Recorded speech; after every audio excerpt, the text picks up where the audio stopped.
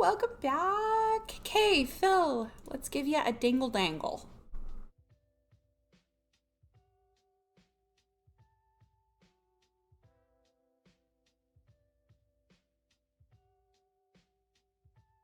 Hello. Hello. How's it going? I'm good. Am I coming through okay? Yeah, you're fine. All right. Fine on my end. I might actually turn you up just a little bit. All righty. That sounds good. I definitely forgot that I had background music playing, and so now I'm afraid that my VOD might be half muted.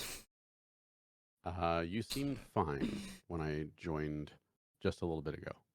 Oh, did they actually mute the stream? Or they just take the audio out of the VOD when you publish it? Hmm. No. They actually mute the whole stream.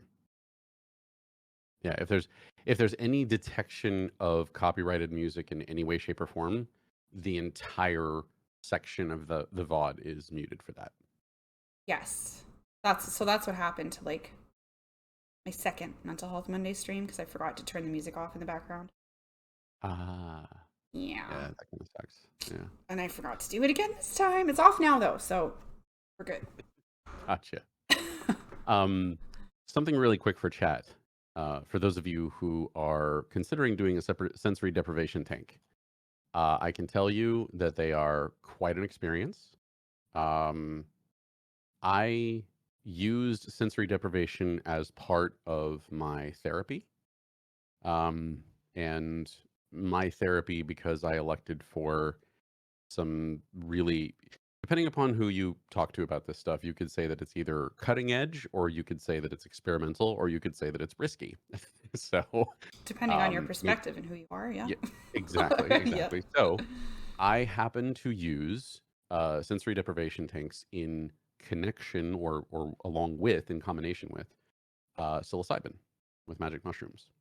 Ooh. And uh, the particular tank that I used had a method for my psychiatrist to be able to speak to me while I was in the tank, so that I could have an experience on psilocybin while under sensory deprivation.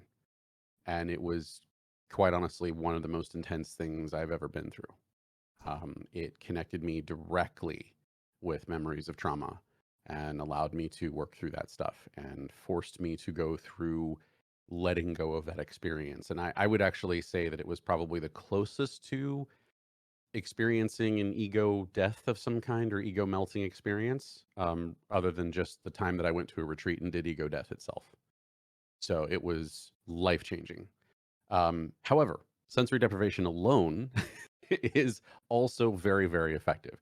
In my case, the reason why I went that extreme with it is because I have bipolar disorder, and other things that factor into the way that I handle and deal with trauma. So I needed something that was a bit more extreme Intense. compared to the norm. Yeah. Yes, I needed something a bit more intense. So yeah, but I highly recommend sensory deprivation. It is a fantastic experience, to be honest. It sounds absolutely mortifying to me, It honestly. can be. Like the It can sensory be. deprivation itself, I think I would be okay with. It would actually probably be quite calming. Yeah. Um, but the also high on psilocybin, I don't I, know. I prefer to say tripping, but yes. Tripping balls, baby. Exactly. Yeah. Yeah. And you have to be very aware of the way that psilocybin is used. Like, especially if you're using the root itself, there's ways that it gets prepared or not, depending upon how it's administered, and the set and setting has tremendous differences in the way that it affects people, and how hard it hits you, and when it hits you, and so forth. It's crazy. Okay. So yeah, I think but it. but Go ahead. but that's part of the reason I would say, but that's part of the reason that I encourage, every government, every regulatory agency, etc. All of these things, in my opinion, are medicines that need to be studied and regulated, and we need to understand more about, human beings and the chemical composition of these things, what they do to it. We need to understand the science behind all of it. Yes, You know, yeah, I 100% agree. And it definitely also um, depends on your mental state at the time as well. agreed, Because if Yeah. you're not Very, having very. a good day and you're anxious and you're all of this stuff, and you're Hmm. not with the right people or you're not in the right setting, you Oh yeah. can have a bad trip, Oh and yeah. it's not fun. I wonder if Shorzy, do you want to tell your story about the last trip you took? It got so bad that he had asked me to call an ambulance. He was not having a fun time. Oh really? Yeah. Oh Like he man. was he was okay, physically fine, and nothing bad was actually happening, but he had felt inside that he was not okay. Oh boy. Yeah. Okay. He says my paranoid ass couldn't be tripping and sensory deprived. I've thought I was dying, died enough times. But legit, what happened last time? He thought that he was dead. Like he thought he was dead, and he got hyper focused. Um, Uh-huh. so what exactly happened, Shorzy? I can't remember how it started, but he was not feeling good, and he was breathing weird, like having an anxiety panic attack almost. Oh boy. And so he's like, you got to call an ambulance.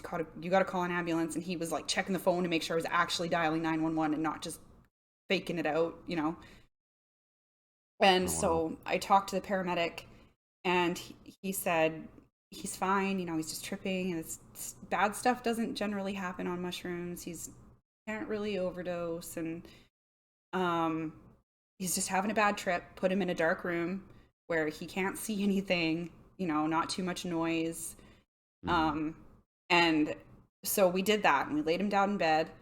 He wouldn't let me shut the lights off, though. Lights had to be on, and I could not leave his side. Like he said, he couldn't see anything around him but my face.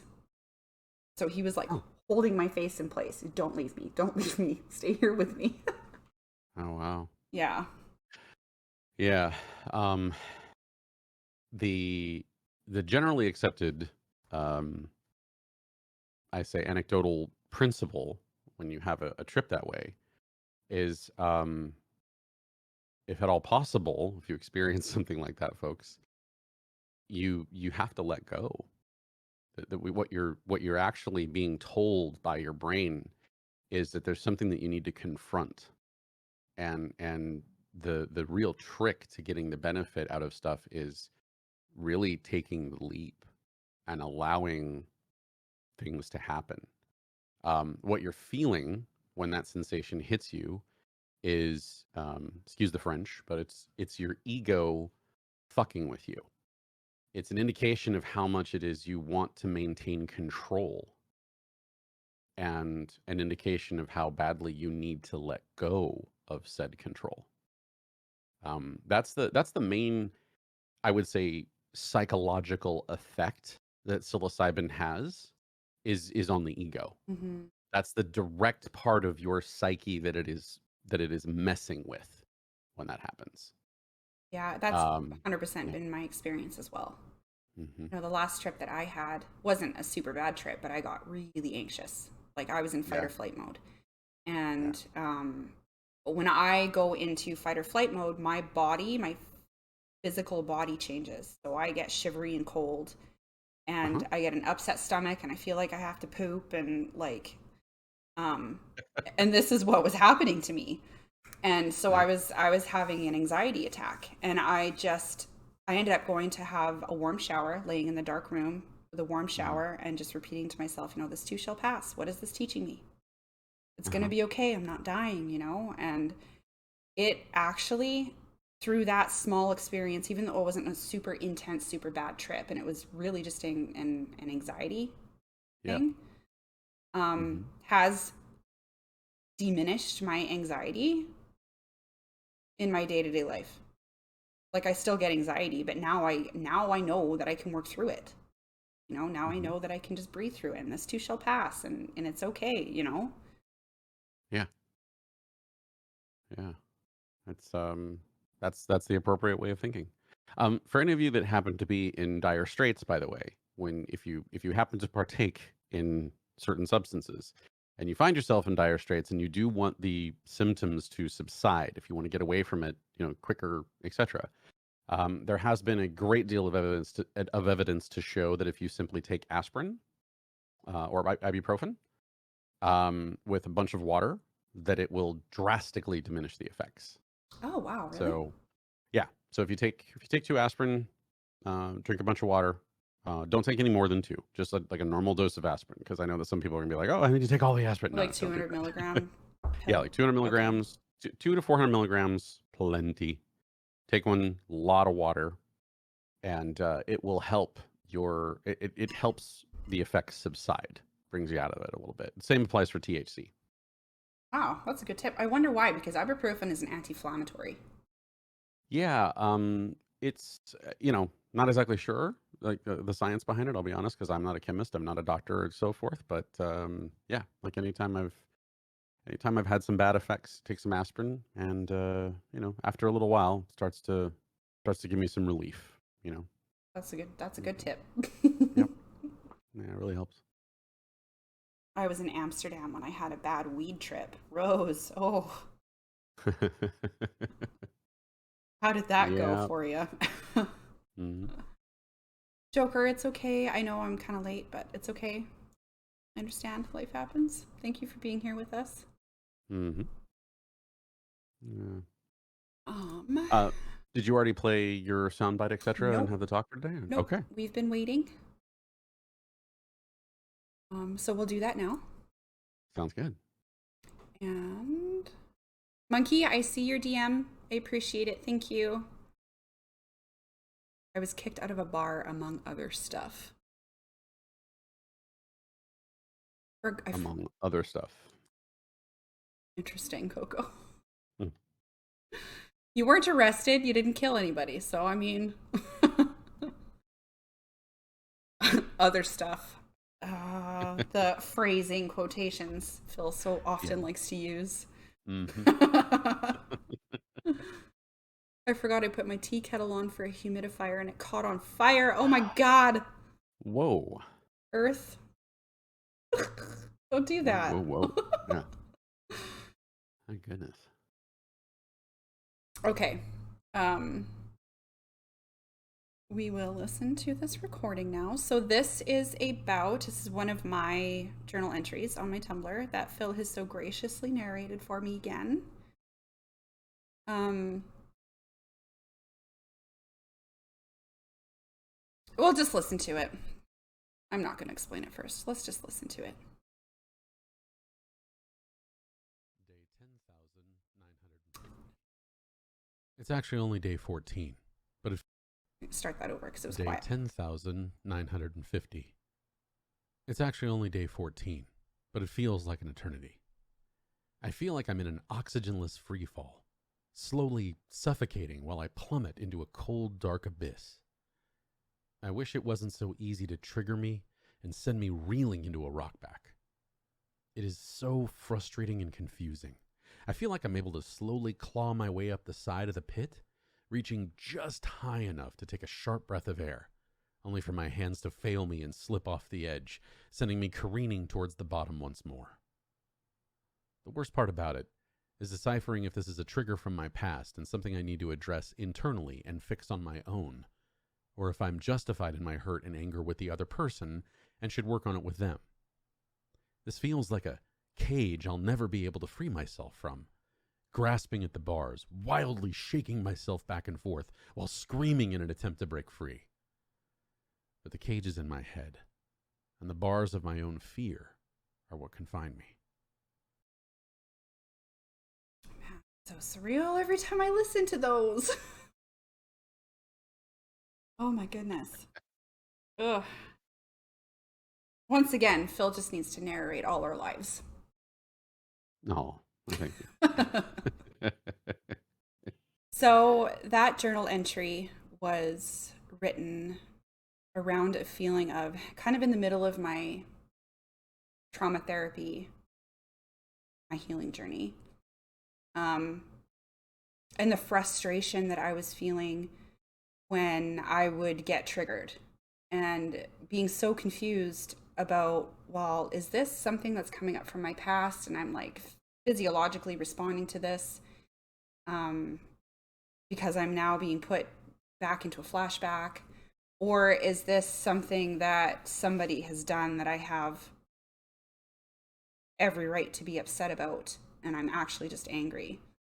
Mm. And is this something I need to talk with them about, you know?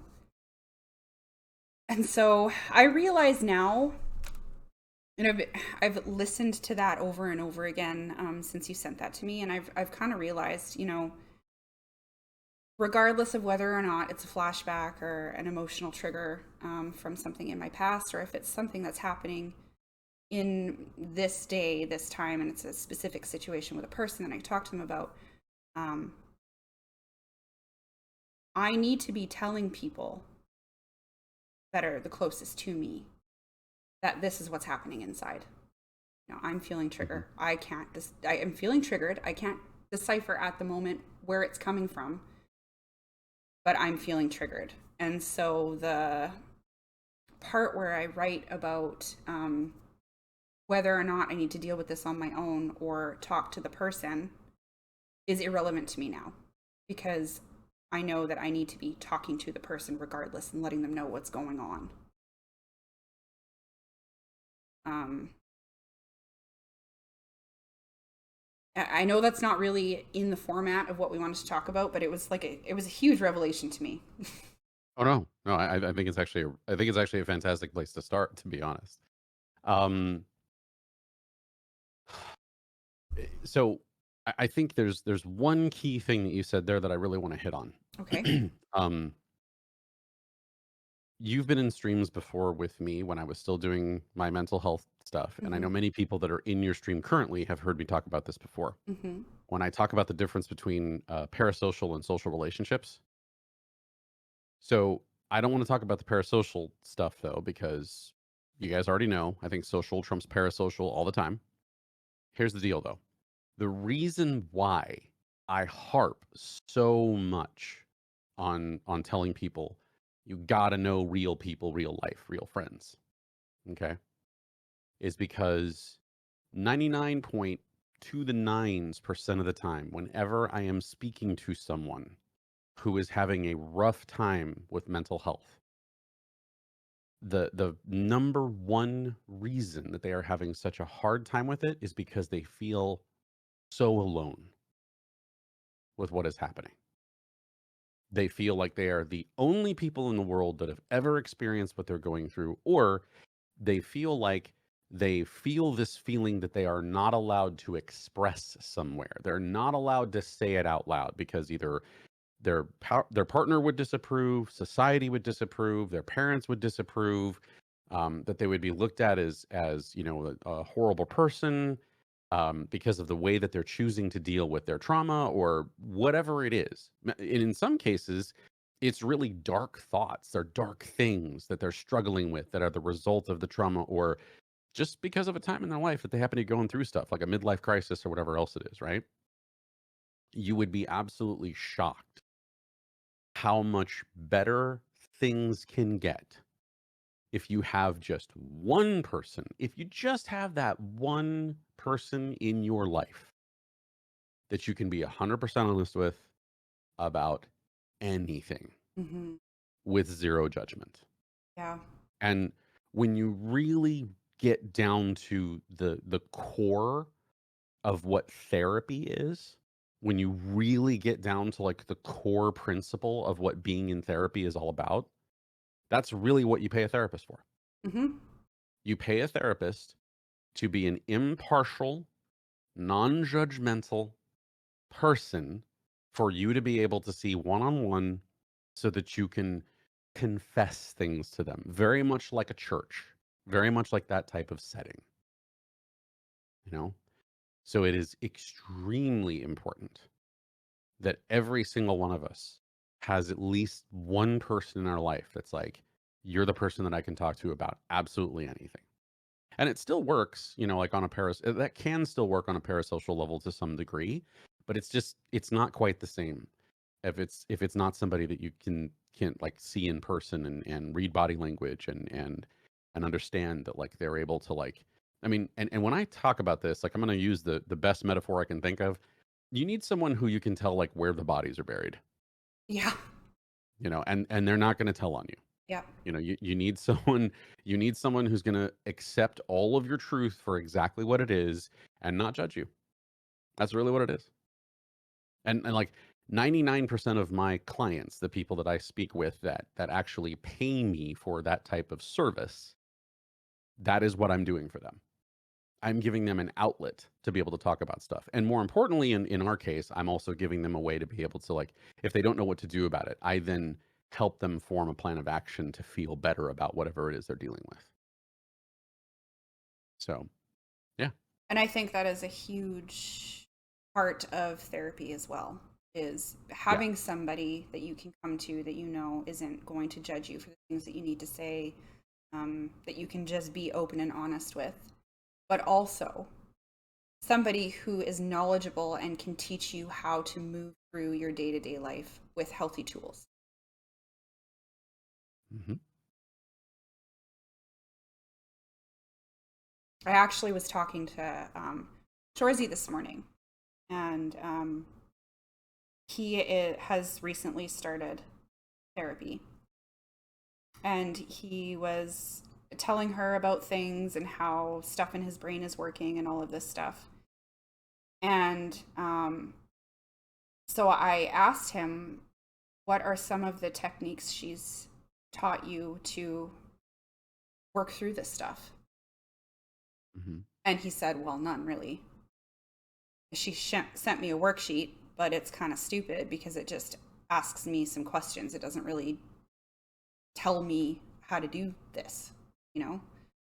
Hmm. And that bit was frustrating to me, because like somebody can talk until they're blue in the face to say, yeah, this, I understand how you're feeling. They can validate your feelings and stuff. But if you're paying them to help you work through your life and they're not giving you the tools to do so, Yeah. I found it really odd. Boy. Yeah. I mean, I think the only way that I would be able to, the only thing that I would say there is that it's possible that the therapist was going to use the answers from that worksheet in order to be able to formulate some kind of plan. Oh, maybe. Um, but I would have hoped that the therapist would also have communicated that and said, it's really important that you do this so that I can, help you with, the plan. But if it was just a step by step without actually identifying where you're going with it, then that's not going to help you much. So yeah, that sucks. Yeah. I don't know. Maybe it will turn out to be the way you said. Hmm. We'll see. Rip just said the one time I visited a therapist, I just got worksheets over and over and felt like I was just bopping through a flowchart versus being therapized. Oh my gosh. Rip, did you have to pay a copay when you went to a therapist? Like, did you have to like do copays every time you went there? And if so, I'm just curious if you mind telling us how much. Because one of the things that I'm actually trying to do for my nonprofit is figure out like, okay, $10. Okay, cool. Yeah. I've been trying to figure out how to help people with the nonprofit stuff and figure out what a good way to do it is. I'm trying to develop a sliding scale. So, Yeah, mm, it's really unfortunate that mental health is so expensive. yeah. My apologies. I did not want to get away also from the the reading as well. So I wanted to ask you a little bit more. Um, you talked about the revelation Hmm. of understanding that you needed to not be alone. Right? Um, how have you dealt with that since then? Like what was the next thing that you did? Once you had the realization, did you immediately take action on it? Did you stop and say, "What's my circle of friends like? Do I have somebody that fits this role?" Like what did you do from there? I did actually. And talking about my issues and my trauma has always been a very healing thing for me. Like it's how I feel better. Um and so I've always really done my best to try and surround myself in real life with people that support me in that way. Mhm. Um and then after this revelation that I had, um I went and took another look at the type of people I have been surrounding myself with. and kind of realized, a couple of these people that I thought were that for me actually aren't. Um, and it has changed the way I talk to them and the activities we do together. And I think it was very important for me to realize that, because then I would spill my guts to these people and I would tell these people things and not feel satisfied with where the conversation went, Hmm. or how it ended, or the things that they said, or how they reacted to what I told them.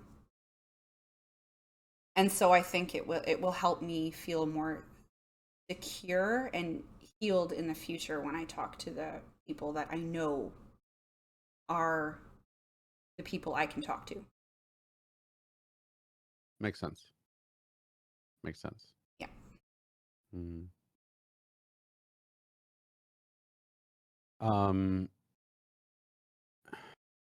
when you have like these people that you do have in your life that fit the bill for this, are they really good at just sort of sitting through what you have to speak about and listening and just allowing you to vent it without necessarily engaging too much with it?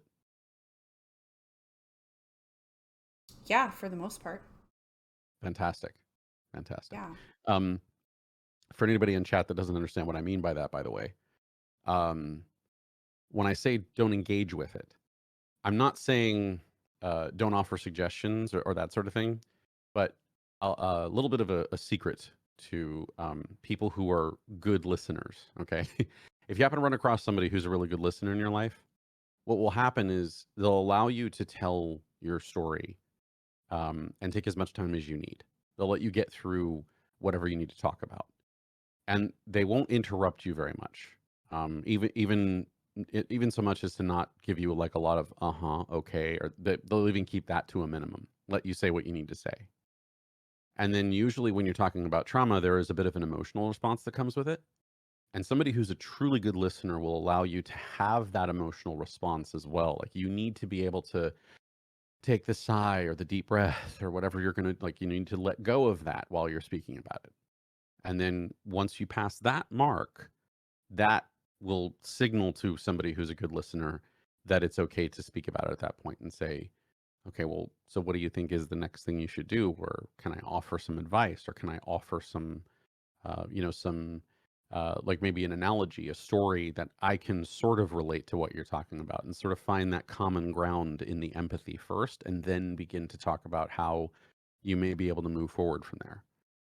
Because the metaphor, I believe I've used it before, the metaphor that I like to use for life is that trauma is the thing that knocks us on our ass. Okay, we're on this journey through life. Trauma is the thing that knocks us on our ass, and the people that can help us, whether they be friends, therapists, whoever, are the people that walk backward on the path or whatever and offer a hand to help us get back up on our feet, dust us off, make sure that we're okay, and then start walking again.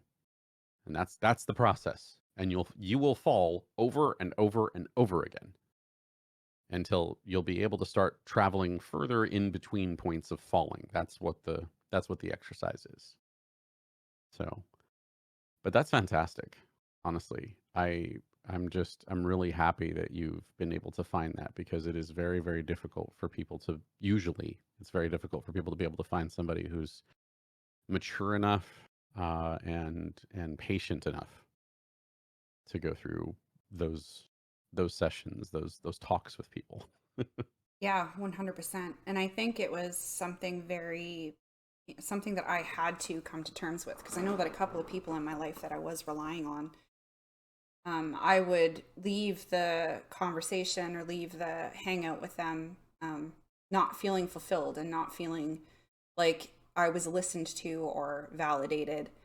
And I had felt that for a long time, Hmm. but didn't do anything about it. Like I just felt like I kept going back to them and I wasn't learning anything from it. And then listening Yeah. to this, it like light bulb, Yeah. I can't keep doing that because it's ultimately hurting me. Hmm. I deserve to be listened to. I deserve to be validated. I deserve to have somebody sit in the shit with me for a minute. Let me just get it out. Right. Exactly. Really important for us to note for chat. We don't get to pick who that is, folks. No. Because as much as we deserve to have somebody validate us and talk to us, etc., it can't always be the person that we want it to be. And that is something that a lot of people unfortunately misunderstand.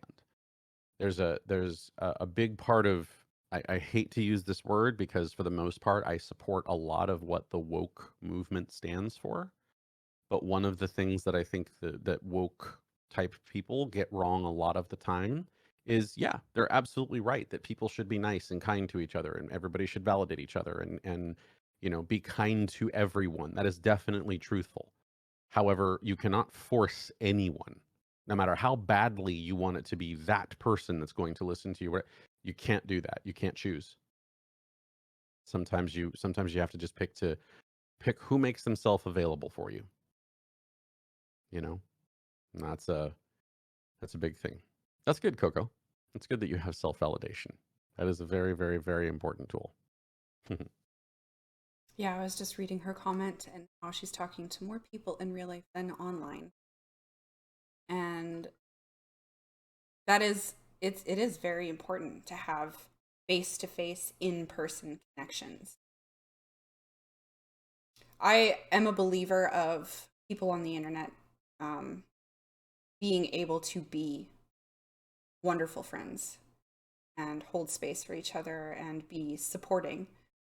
Um, but it is a different ballgame when you can sit with someone, have a cup of tea, and just know that you're safe in their presence, you know? Yes. Oh, Mr. Fish, thank you. I love you. Mister of the Fishies. Mr. Fish. Happy Monday, my friend. Oh, Coco also got her job extended. So it's no longer seasonal. And she's very happy about it.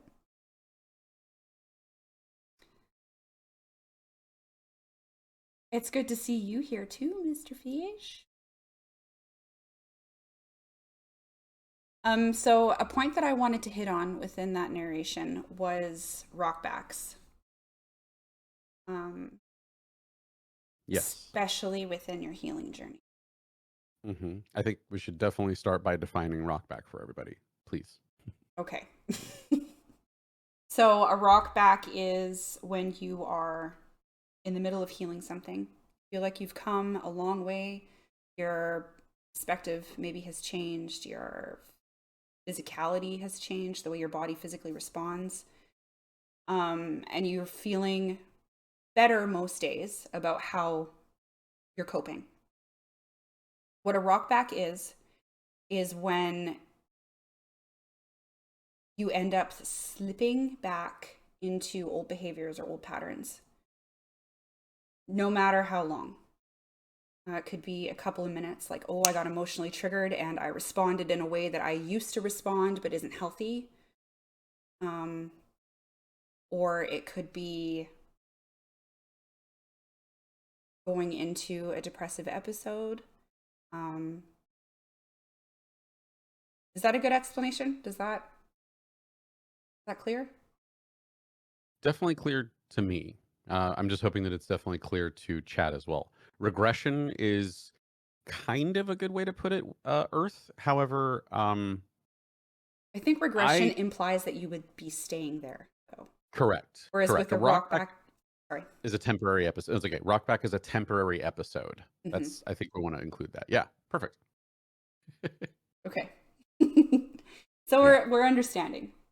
Uh huh. Um, I wanted to hit on this because for anybody who is in their healing journey and is starting to see changes within themselves, positive changes, healthy changes, rockbacks are guaranteed. They are going to happen.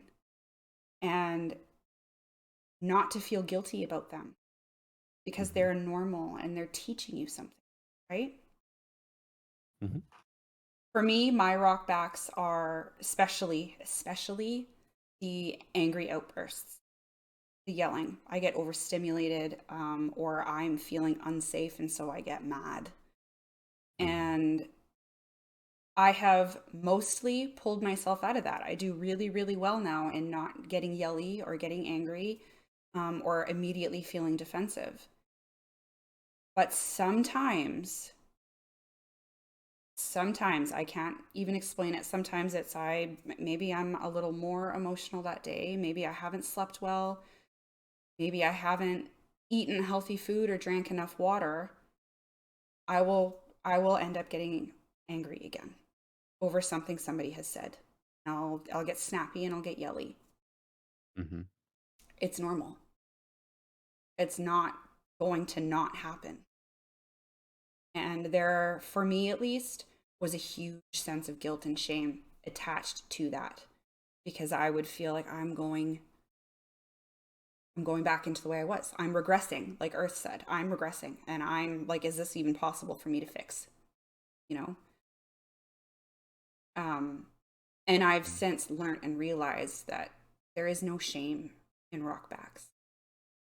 Yes, absolutely true. Yeah. I'd like to clarify something with chat here. So, weakened Earth, when you say that's what you use the term regression to describe when you have a trauma trigger and react the way that you would before? Is also welcome back, Joker. Okay, so I'd actually recommend um, Earth that try to use the term rock back if you're having just an emotional response to something like that. And the only reason I suggest it is I'm not trying to tell you that you're wrong with what you're saying. You are still, sort of right. But when you're the one of the things that's really important to understand about mental health is that the words that you use really, really matter. And when you say regression, if you happen to be talking to anyone who has any sort of clinical background or clinician experience, regression to them means that you've quite literally moved backward in the way that you're processing things, not that you've had a temporary setback or that you've had an emotional response to something. Their interpretation of it will be that you are getting worse when you say the word regression. Whereas rockback, I'll be honest, rockback isn't even something that's used in all clinical settings. But the reason that we're using the term rockback here is that it's a very good way for us to say, I had an emotional response to something that I thought I was over or that I had worked through, or you just in this particular time, I just had this particular response to it. And that's something that we're trying to identify. I'm glad. Okay, phew, yeah, I'm really glad it makes sense because it's so difficult, to, honestly, guys, to talk to people about mental health and not step on people's toes. So I really appreciate you being really understanding about this stuff. This is why I have dedicated so much of my life to trying to become an expert on emotional intelligence. It is the most, in my opinion, it's the most difficult thing in the world to teach people about because it's so closely connected to emotions that I can piss people off if I say just one word wrong. That kind Yeah. of thing. Hmm. Um, the other thing I wanted to point out too is that for Weekend Earth is when the second thing that you said about, but sometimes it takes a long time for me to recover, like a long depressive episode. That's absolutely common with rockbacks. Rockbacks are not the type of thing that's just like, oh, I had 20 minutes where I was down and I'm fine again. It could be a day, it could be a couple hours, it could be a couple weeks, it could be a month. It could be minutes as well, though. Like it could be Yeah. an emotional flashback, and that's your Yeah. rock back, and then you come out of it and you step away and you breathe and you realize, oh, Yeah. Exactly. Exactly. Oh, my partner and I go through this a lot. Him and I both have traumas. We have rockbacks quite often. Okay. Well, then yeah. You know exactly what we're talking about then. Yeah. So when I, yeah, I would try to get in the habit of using that more often than regression. Because it sounds like the two of you are making progress actually. You're just having an emotional time with it. and I've never met, so Weekend Earth is my biological sister, Oh, and I cool. have not met her partner yet. Okay. But he sounds absolutely fantastic. Anytime she speaks about him, it warms my heart to know that she's found somebody so understanding, emotionally connected, and um, if not emotionally intelligent all the time is fucking trying. Good. Good. And I love it for her. She deserves it so much. I That's do want fantastic. to add that the reason why the word rockbacks speak to me is because I envision sitting in a rocking chair Hmm. and you're still and you're calm and you're quiet and you get a rock back and so you rock back, Yeah. right? And you're kind of falling backwards a little bit. But then Yep. you come back forward Right. as you would in a rocking chair, right? And that's it, just the visual of it helps me kind Yeah. of. I think that metaphor works amazingly. That's a perfect metaphor for it.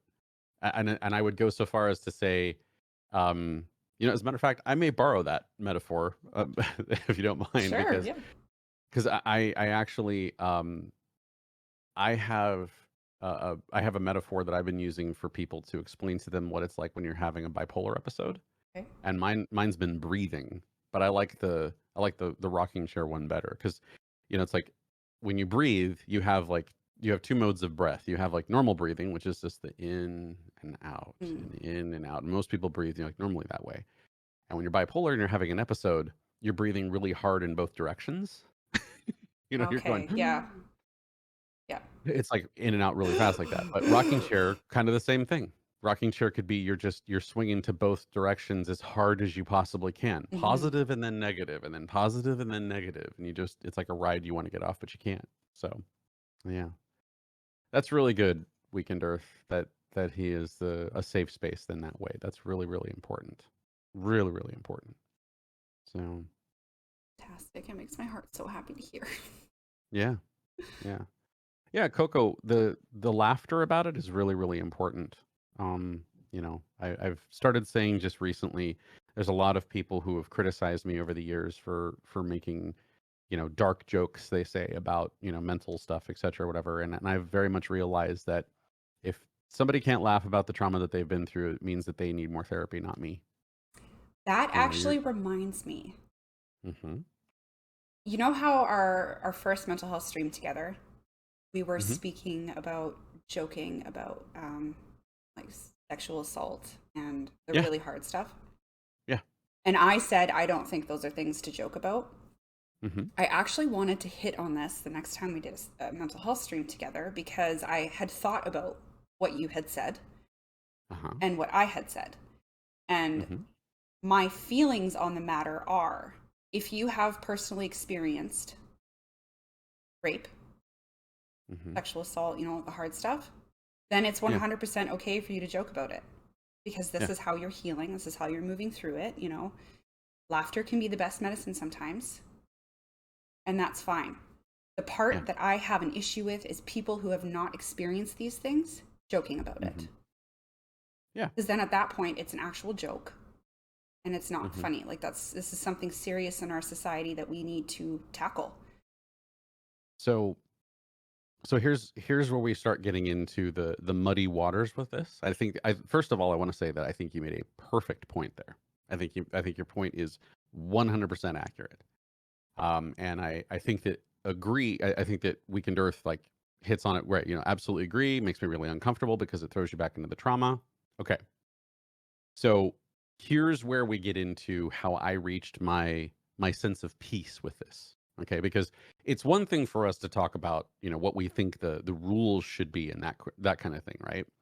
But in all of our mental health journeys, we're all trying to find a place of acceptance and Mm-hmm. peace. Mm-hmm. Acceptance, like we talked about with the forgiveness and so forth, right? Yep. And where I've gotten to, and I want to show you the map that I have for myself. Okay, Yep. so I got to a point where I was like, okay, I'm allowed to joke about this because I've been through it.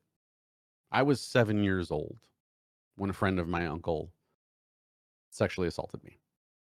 Okay. Um, so been there, done that, went through the therapy, got the t-shirt, the souvenir, whatever you want to call it, right? So I get through it and I'm now able to joke about everything surrounding it, right? Mm-hmm. So now the question becomes, how do you discern between someone who's actually been through it and not? There's really no way for us to tell when someone's really been through it and when they're not, especially if the person that's joking about it, let's say that there's somebody who isn't, like, they actually haven't experienced it themselves, and we're not able to detect that they are lying about it. Okay.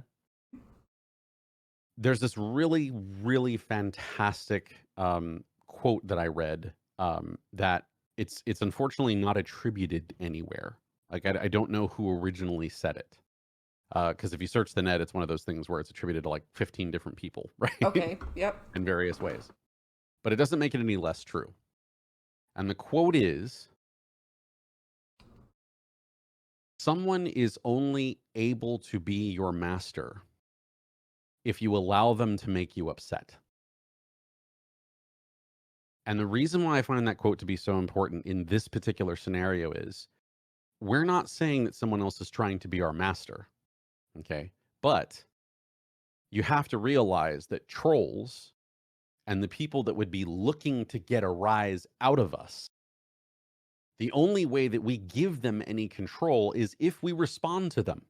The only way that we give them any sort of power over us is if we allow them to have an emotional response to what they are saying to us. And this is where I criticize heavily usually people like political pundits or just kind of shitty comedians like the Steven Crowders of the world or the Ben Shapiros of the world or the people that are conservatives that like to say, oh, they're just saying what they think needs to be said, kind of a thing, whatever else it is. Sure, say what you need to say. But rather than giving you an emotional response, I'm just going to say, yeah, you're just a piece of shit. I'm not going to give you the time of day and I'm not going to give you an audience. Right. And when I got to a point where I realized that I could connect the dots in that way, suddenly I was able to let go of every joke. I was able to let go of everyone in every situation by saying, yeah, no, you don't get any power over me. You're just not allowed to have it. And I'm going to choose to stop trying to figure out whether or not you're just trying to be funny or whether or not you've actually experienced it or whether or not you've actually been through whatever else it is. Because that's not time or energy that I want to spend on you to figure out whether or not you're trying to piss me off or you're trying to mock me or you're trying to mock the pain of others and that kind of thing. No, I'm just gonna take what you said at face value. And if I find something that you say funny, sure, I'll laugh. But overall, as we pay more attention to people and as we get a better picture for who people are, we definitely begin to understand really quickly that you're either in it just for the laughs and the attention, or you're actually dealing with something for yourself and we should actually like pay more attention to you because we know that you're one of the real ones. We know that you're one of the people that's genuinely going through something. Right. So once again, I couldn't get to this place of zen. I'll call it that, I guess. I couldn't get to this place of zen without going through that very long journey, to get to the point to understand that, like, no, I actually have a choice of how I respond to this. I have a choice of how I let something else affect me. And I do understand that to a degree it can be counterproductive because I can't remember if it was Lexi. I think it's Lexi who likes to play devil's advocate sometimes with us in chat. you Yeah. know? Yeah. Yeah. But I realize that to a degree that's sort of shitty because it sounds like we're sort of giving conservatives what they want when they like to downplay the woke movement and say that, you don't have to be conscious of other people's feelings and that kind of stuff. But there's a difference between just sort of electively deciding who gets your attention and glorifying being an asshole. My particular problem with conservative media and conservative pundits is that they like to do the glorification of the asshole part. They like to make being an asshole being a celebrity status thing. Like, Ben Shapiro actually gets off on the fact that he says facts don't care about your feelings, even though, hilariously enough, he cherry picks the fuck out of the facts that he presents.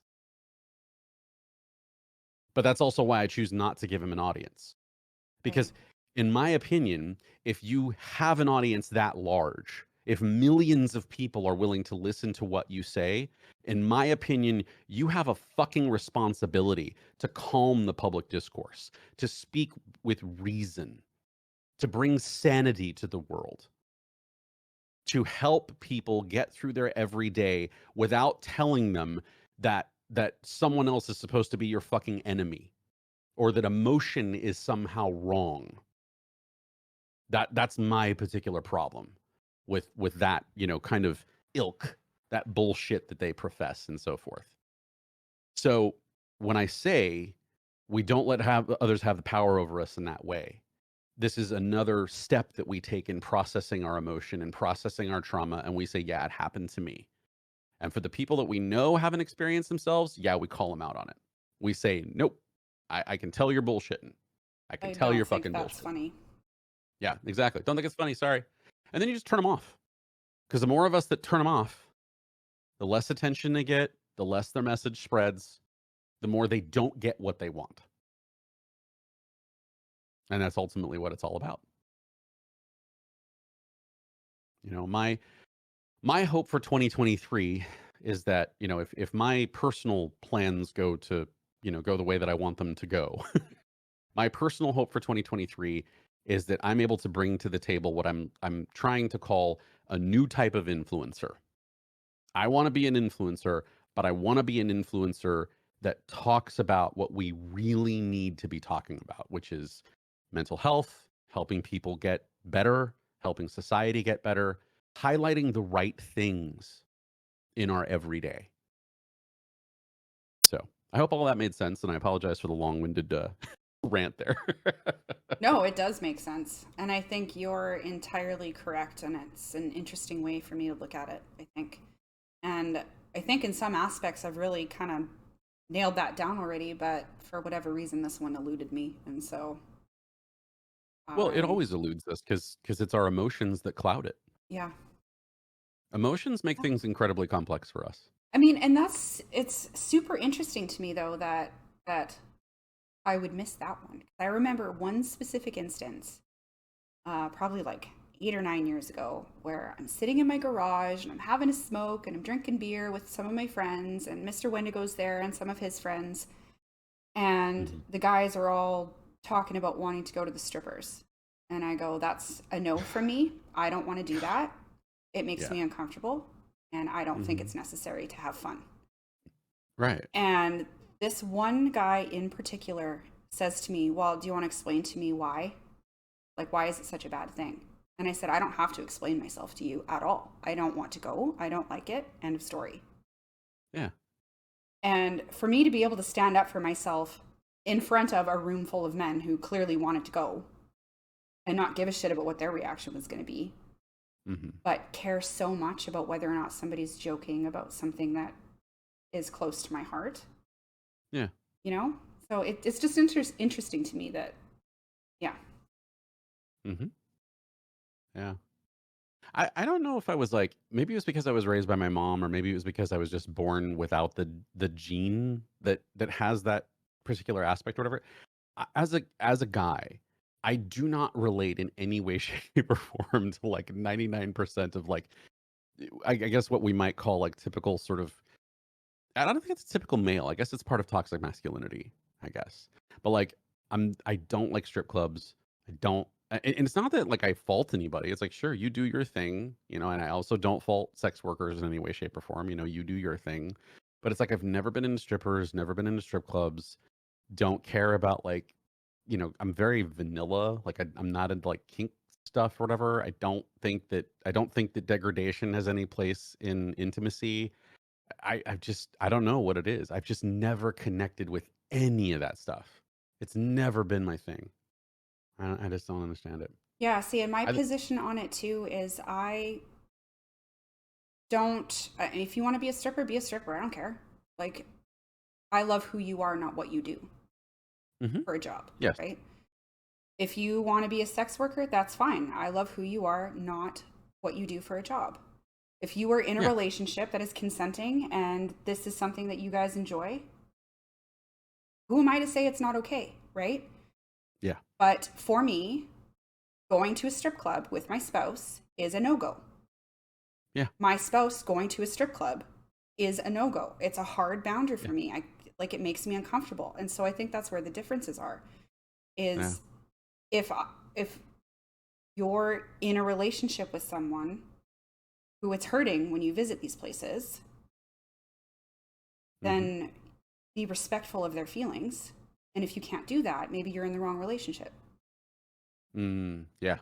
And if you're in a relationship with someone who continues to do things, visit these places, and it's hurting you, and you've expressed this to them, Uh-huh. then maybe you're in the wrong relationship. Yeah. Couldn't agree more.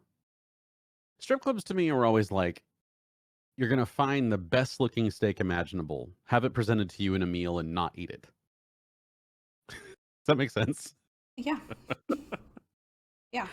It's like it's a total waste of money, complete waste of money. And I mean, I realize it's a very guy thing for me to look at like the economics of it, but it's just I just look at it like, why would I waste money on that? You know? How do you feel about burlesque? Because I think that Rip brings up an interesting point. I think burlesque performances are actually really kind of amazing when they're done right.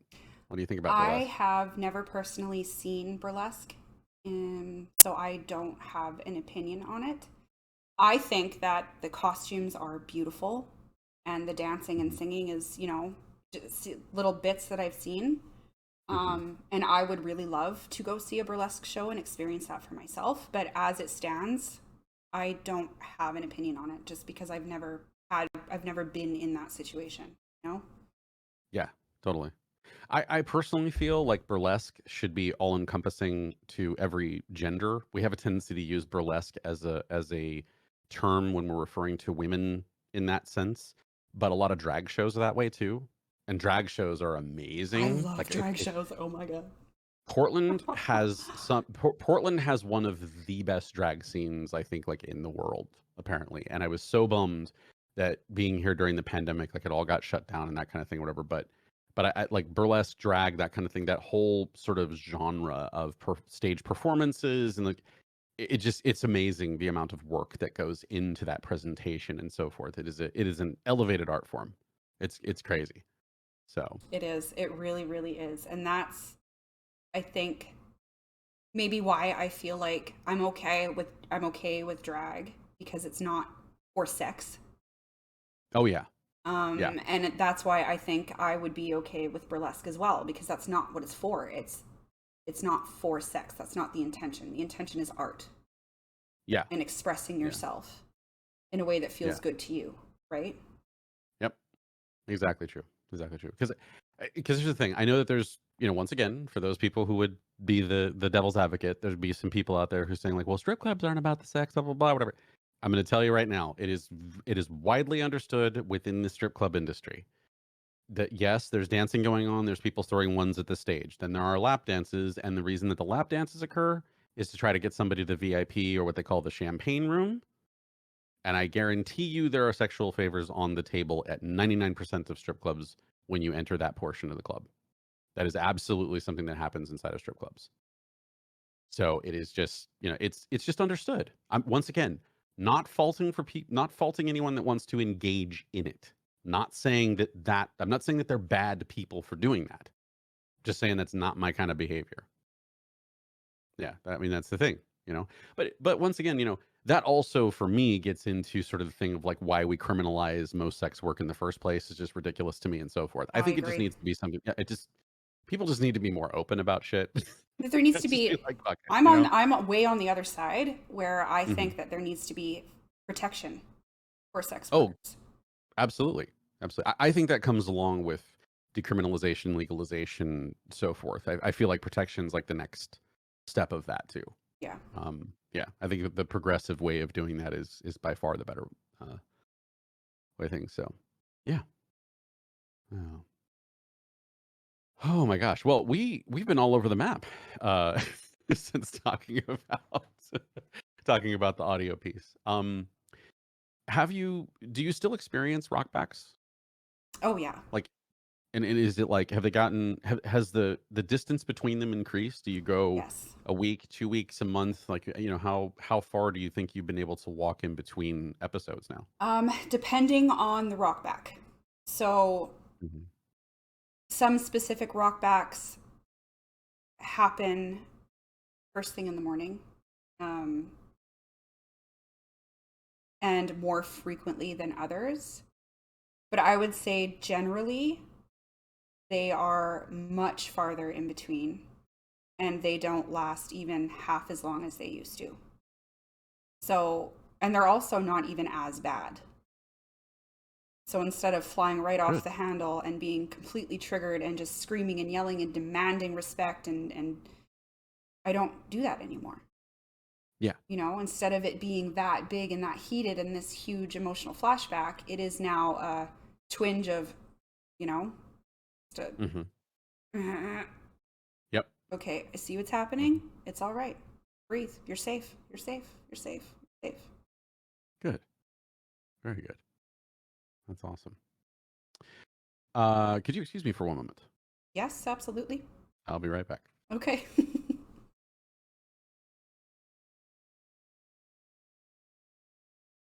Strip clubs make me uncomfortable too.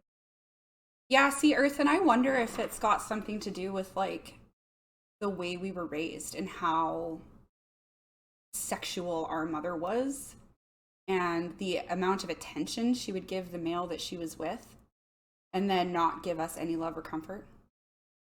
You know, neglecting our emotional needs and not emotionally available or even physically available for us a lot of the time. But she was always emotionally available and physically available for the man she was with. And so I think I, in particular, especially, have learned that, and this is something that I am working really, really hard to undo. Um, I have learned that my value is held in the amount of sexual intimacy I have, how attractive my partner thinks I am, and how much attention I'm getting in that regards. Right. And so I wonder if that's why strip clubs make me feel so uncomfortable. What statement is false, Shorzy? The extras at strip clubs? Is that what you're saying? I like celebrating someone's body on stage and being like, woohoo, but I don't want it to be like soliciting for dances. Yeah, and I see that, I think that comes down to the whole art form aspect of it, you know? Um, and there's where the difference lies for me, for sure. Made us feel not good enough for literally anything. I have to deal with that too. I just recognized this last month. My partner and I are working through this right now. Oh, Earth. I know for me specifically, this one was so hard for me to work through. Like I still catch myself sometimes moving back into that space where I'm feeling not good enough or neglected, even though I have come so far in realizing that my value is more than how I look or the amount of sex I'm having, you know? Tells me that I'm beautiful all the time, but I just don't believe him unless he wants me physically. Yes. I feel that in my soul. Doesn't matter the amount of validation this person is giving you about the way you look. It just isn't enough unless he's touching you, right? I hold physical value through being physical. Yeah, I used to do it too.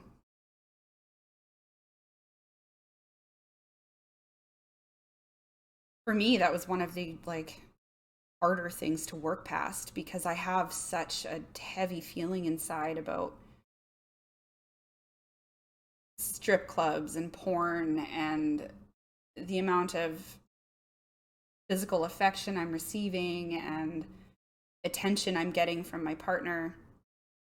And it was all mixed up and twisted into this like fucking jumbled ball rubber band thing that um I struggled for so long to un untwist so that I could read all the lines properly and understand what's happening. And I still feel like I'm in the middle of it. Like maybe not in the middle, maybe kind of just on the other side a little bit. But realizing what was happening, and yes, the sexual abuse that we endured as children contribute to this as well, because it teaches you that even at a young age, you're not worth anything unless somebody's touching you inappropriately.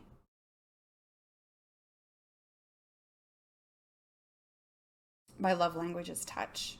And that's different though. Your love language being touch and then having like a muddled, twisted connection to sex is different. Not quite sure how best to explain that. I just got back. What are we trying to explain? The difference between, so I went on a little bit of a rant on how the way we were raised and my mother always being able to give physical affection, emotional attention, connectivity to her spouse, but never to us as kids. And we saw her being available for him all the time, but she was never available for us. And he would be grabbing her ass in the kitchen or grabbing a tit, like right in front of us, right? Mm-hmm. And then plus the sexual abuse that my sisters and I endured as children, um, kind of twisted my view of sex and my personal value. Mm-hmm. And I wasn't it. So I went on a rant explaining how confusing and messed up and how long of a road it's been trying Mm-hmm. to untwist all of this and figure out stuff like, is my love language physical touch? Is this healthy? Is it because I experienced these things as a kid, and now that's how I'm getting my personal value? Right. Um, Right. yeah, and so Monkey said that his love language was physical touch, and I was trying to think about how to describe the difference between a love language being physical touch and then the confusion of holding your value as a sexual being. Yes. Yeah. So, okay. May I take a shot at this? Yeah, absolutely. Okay. All right. I need to preface what I'm about to say here. With this is I look at this as a very spiritual discussion. So I'm going to approach this from a spiritual place rather than a therapeutic place because, once again, disclaimer, I am not a doctor. Okay. And each of you, I believe, including White Knight here, each of you needs to figure out what the best way for you to come to I don't want to say closure, but each of you needs to figure out the best way for you to come to terms with how you're trying to feel this, okay? Or how you're trying to deal with this. Okay. So everyone here, I hope, is aware that touch, like many things, is a spectrum. There is there's levels. There's the 0 to 100, if you will, of touch, right? And depending upon if a touch is a loving family sort of touch, which is, like what families do, which is, hugs, like, oh, I love you so much. And then you're getting the hug and pats on the back and, Touching your maybe even arm, kiss on the cheek. caressing. Exactly. And, but that type of family touch is one thing. Okay. And then there is a level of touch that is shared between lovers, intimacy. And here's the thing, we say that I purposefully use that word intimacy because intimacy is sort of what I'm describing. Intimacy itself is a spectrum. There is a level of it that's meant for family, and there's a level of it that's meant for a lover. Okay.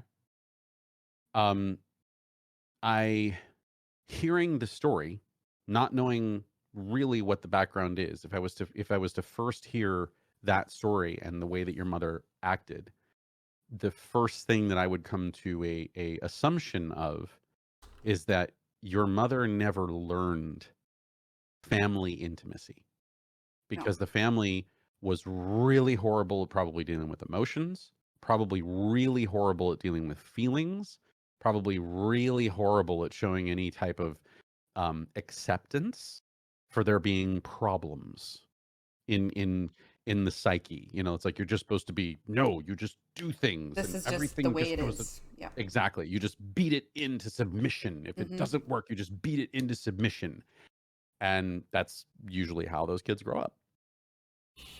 However, because because of the expectation is the word I'm looking for. Because the expectation of her as a woman is that she was also supposed to go out and find a mate, and her value to a mate was deeply rooted in what she was able to perform on a sexual level. That became what she threw herself into overboard because she didn't have any way to be able to express the personal intimacy that a family is supposed to show. So she had zero experience with it whatsoever. You then suffered generational trauma handed down to you because that's what she taught all of you inherently, Yes. Yep. was that she was basically telling you the only worth that you have is through sex to a partner. And this is the way that I know how to deal with, so therefore that is how I'm going to pass this on to you. Now, consequently, I'm guessing that for you and your siblings, you all now struggle with this sort of constant battle in being able to understand what that intimate touch is supposed to feel like from a partner. And chances are you end up with people in the past. I'm not saying that Weekend Earth's partner is like this because it sounds like Earth found somebody really nice, Hmm. you know. But most often you'll end up with a partner that responds to that, and that's normally somebody who is really bad with the actual family intimacy stuff, not somebody that you would look at as like a great father. If I'm being blunt about it, you probably end up with somebody who's more, you know, make sexual jokes. They probably have like, you know, down and dirty humor, don't do great with feelings, and the cycle perpetuates. But this is why, you know, I believe why White Knight believes that discussions about mental health are so important because the the more that we're able to catch these things and say to ourselves, ah, I figured out what that was. I figured out what the issue is, etc. And we can explain it to our children. We can help our children understand it better when we make the mistakes, because we will make the mistakes.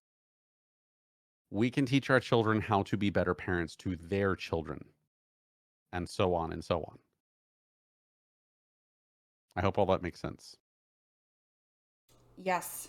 100% it makes sense. And I would like to touch on too with throughout all of this, because of the way I was raised, because of the sexual trauma I have not been an emotionally available or even physically sometimes available parent.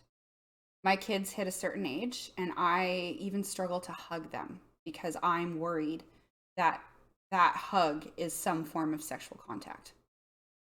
I cannot snuggle with my 10-year-olds on the couch anymore because I don't know where to put my hands. I'm worried that I'm going to touch them inappropriately. Like, I never fucking would, Mhm. but it's a real innate fear. And Mhm. so, showing them the emotional connection and being able to play with their hair or, just give them a nice, long, big, squishy hug is so uncomfortable for me. And I think within the last few years, I have leaps and bounds. Like I still can't snuggle my kids, but I can hug them and genuinely want to give them that hug. Mhm. Yeah, And I'm really fucking proud of myself for being able to get that far. I'm proud of you. Absolutely. But it terrifies me that Mhm.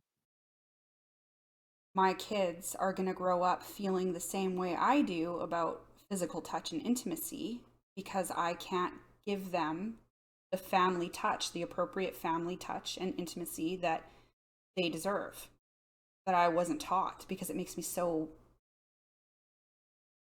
uncomfortable. Mhm. Yeah.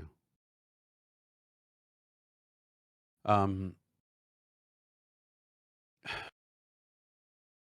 I think the best practice that I might be able to give you for a gauge on um, how to feel about what you're experiencing with your children and how to go through it, etc., is if you were to imagine watching what you were doing from the outside,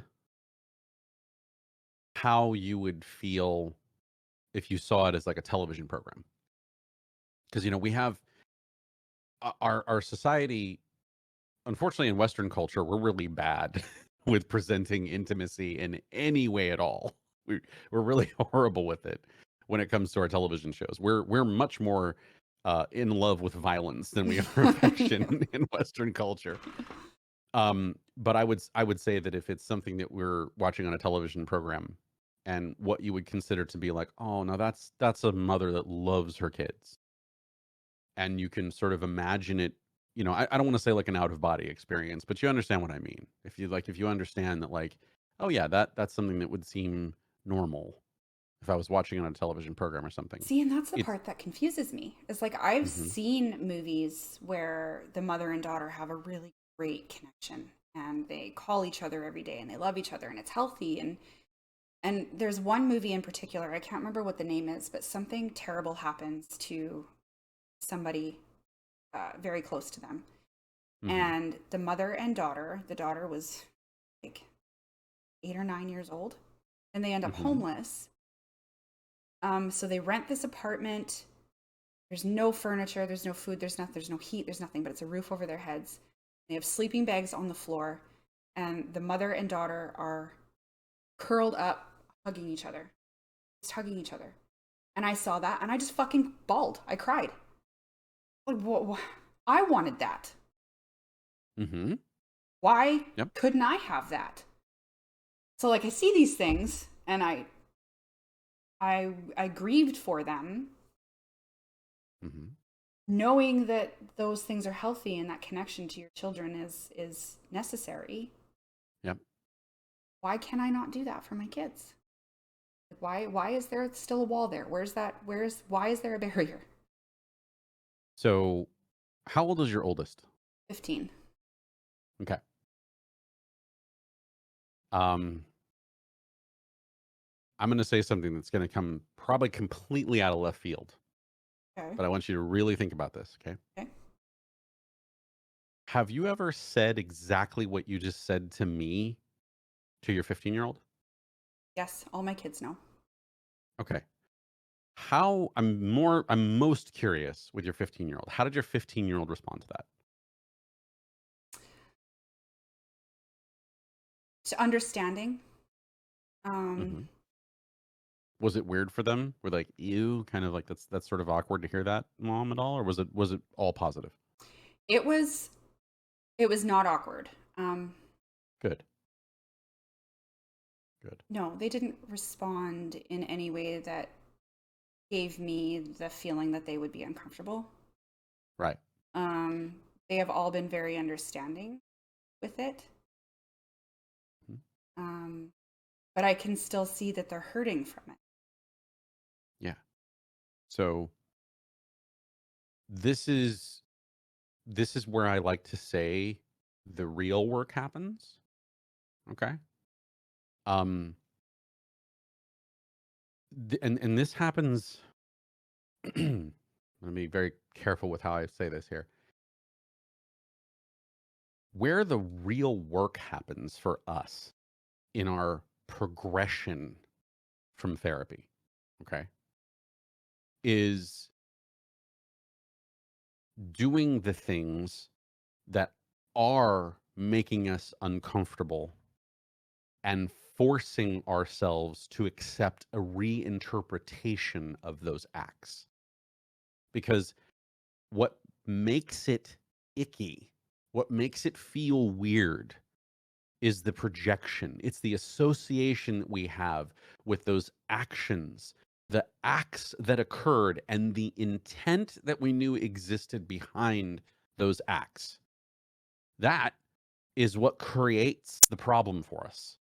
That is what makes us feel just so nasty about it. And what we need to work on is allowing the same things that would have happened, that are the correct things with the correct intentions. And while we're doing those things, sometimes even out loud saying, this is okay. What happened before was not my fault. This is okay. This is normal. This is all right. To to sort of reprogram ourselves to help us get rid of those emotions. That is the process that we're going through. That's what we're trying to realign for ourselves. That's that's the work that really is what we're trying to do, what we're really trying to have happen. And this is also part of the reason why a lot of people don't really succeed in therapy. In my personal belief, because once again, not a doctor, okay? But I believe that part of the reason that a lot of people do not succeed in therapy is because it's like trying to wade through quicksand. It's like trying to wade through hot black tar. It's so uncomfortable and so nasty. Exhausting. And yeah, and it's terrifying and yeah, and exhausting. Exactly. It is horrible. It's a horrible feeling to go through. But on the other side of that muck is what we want. The ability to be able to say, okay, yeah, that felt better. Like, okay, I feel better now. Like I feel like I can hug my child. I can hold my child. However I want to hold my child. And know that because my intentions are pure, that there is no problem with me doing this. And understanding that that projection, the bullshit that happened to us in the past, doesn't have to exist here. And the process that you're doing that by, once again, is taking back power. When we use the word power in mental health, a lot of people, in my opinion, have a tendency to misuse the word power. Power to me means I'm actually in control here. And when the feelings that we had from the past things interfere with the relationships with our children and with our family and with those that are important to us, our partners, the ones we love, etc., that's where the power is slipping away from us. The power in this case comes back to you when you are able to say, no, no, no, no, no. I know what's right and what is wrong. And me loving my children in this way and showing them this emotion, that's true power. That is me taking control of my life again, taking control of my emotions, taking control of my heart, and not allowing you to fuck with me anymore. Yeah.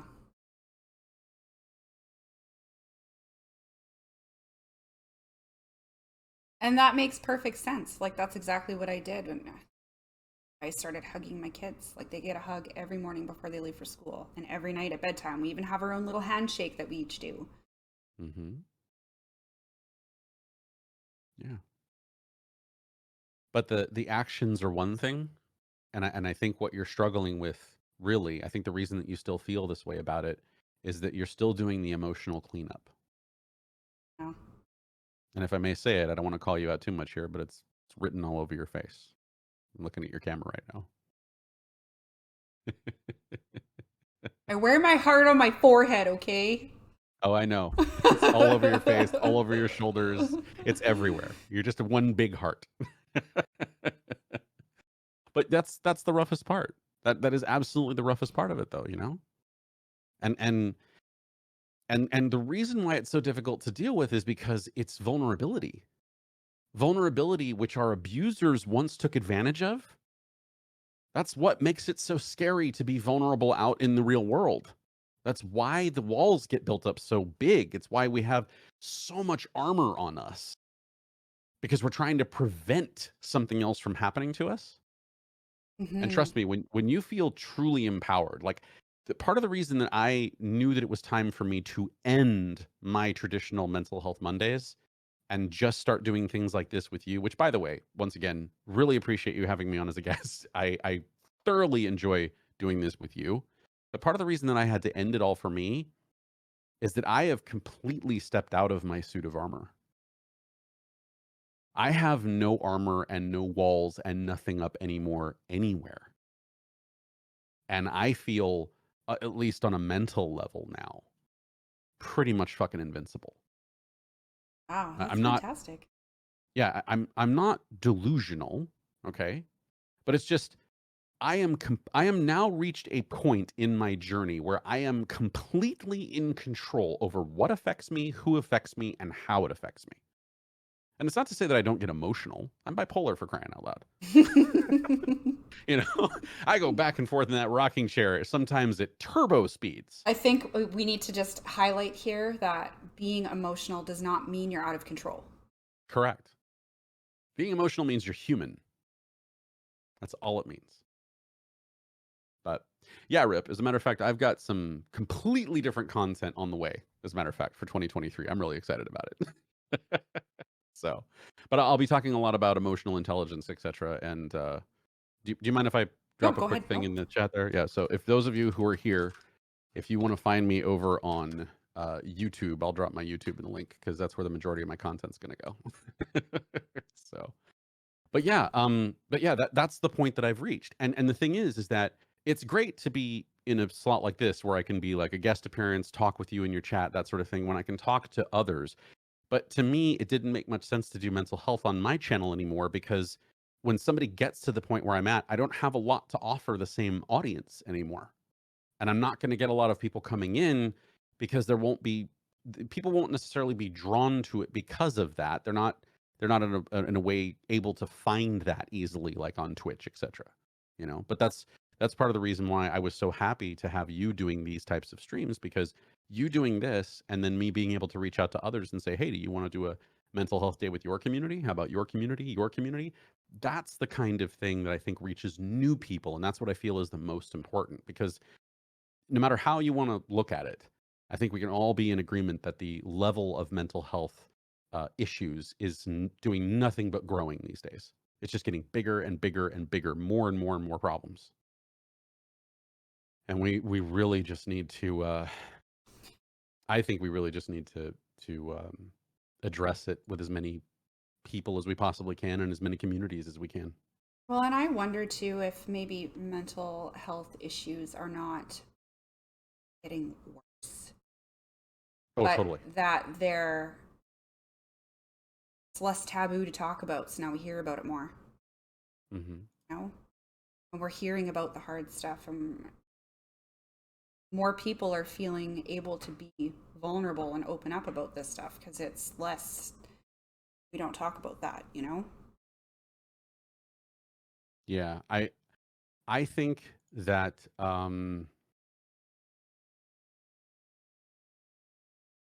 boy, I think that I personally believe that the issues that we're having with mental health right now. I apologize, y'all. I'm dropping the link in there. Please drop a follow on the YouTube if you can. But for some reason, it's not showing my channel name, but it's unfiltered over on YouTube. I'll Um, drop it in our Discord too. appreciate it. I personally think that the level of issues that we're having with mental health as a society right now are sort of the old metaphor of the canary in the coal mine. For those of you who aren't familiar with this analogy, there used to literally be a canary that they would take, what the coal miners would take with them down into mines. And if the canary died, it meant that the air quality that was inside of the mine was so bad that it was killing the canary. And I think that it's kind of like the warning sign that we're having as a society right now. It's quite literally that this explosion that we're seeing right now with depression, anxiety, instances of ADHD, you know, because it all of the things that we're seeing as a society right now, I think is just a huge warning sign for us about we're all headed in the wrong direction. Everything that we're doing as human beings, as humanity, is headed in the wrong direction. And I think a lot of it is because we've chosen in so many different ways to ignore. mental health, to ignore that emotions and the processes surrounding them are part of who we are as a species. And the reason that we run away from it so much is because it's so messy, it's so icky. It's so like, oh God, it's so nasty, and I don't want to talk about it. I want to think about it. And people are so bad at it. And it's taken me years for me to understand that it's still hard for me to even say this in a community as comfortable as this, and in your presence, White Knight, even though you have said this to me yourself, you have praised me for this. It is really hard for me to say that I feel that this is my gift. I feel like I have the ability to explain these things in a way that other people cannot. And I have to try to convince myself that there is some sort of value to this. Because I'm not sure if any of you noticed, but there's not a lot of money in mental health. You know, our tremendously capitalist society doesn't place a lot of value on making people feel better. How fucked up is that? Really fucked up, because I wonder if they realize the better people feel about working for you and who they are, the more money you'll Mhm. fucking make. Exactly. Exactly. And it's one of the things that it's so sad, but it's taken me ages to work out how to make this stuff valuable to companies. But that's exactly the analogy that I have to draw for companies. Because like the one thing is, yes, I'd love to be able to have a few thousand people that pay me $5 a month. You know, that's all I would need to be able to quit everything else I do and just do nothing but mental health or emotional intelligence stuff like full time, right? I'd be able to replace my job, go do stuff like this, right? But I also, for the time being, because I don't have that kind of a base, I have to go figure out a way to sell this type of thing to companies. And the analogy that I had to make for companies was if you have happy people at your company, you will attract happy customers. And if you attract happy customers spend more money. Mm-hmm. If you do not understand people and you do not understand the economics of emotion, your business will go bankrupt. Because a lot of businesses right now concentrate purely on the dopamine factor. The only thing that they're doing is hoping that they can do a quick cash grab and get the hell out. But the way that you make a company like Apple, the way that you make a company like Google, the way that you make a company that becomes a behemoth in its industry is when you give people a reason to believe in you. And So, that only comes with doing the right thing. So, do I hear you saying that you're struggling to say this to yourself because feeling like you don't know how to get people to believe in you? um, kind of.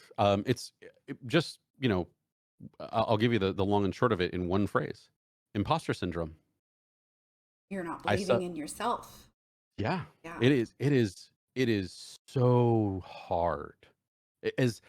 As confidently and as I speak about all of these things with you and your community, right? As much as I truly believe everything it is that I say to you all, and I'm not, you know, trying to sell you anything, etc., right? It is so hard for me to take the things it is that I've said to you in this particular stream, to your community in this stream, etc. It's so hard to take this and put it into, you know, videos or books or in presentations, etc., and to tell other people like I have value with what I'm trying to show you here. Like I'm trying to tell you that if you listen to me, I will help you feel better.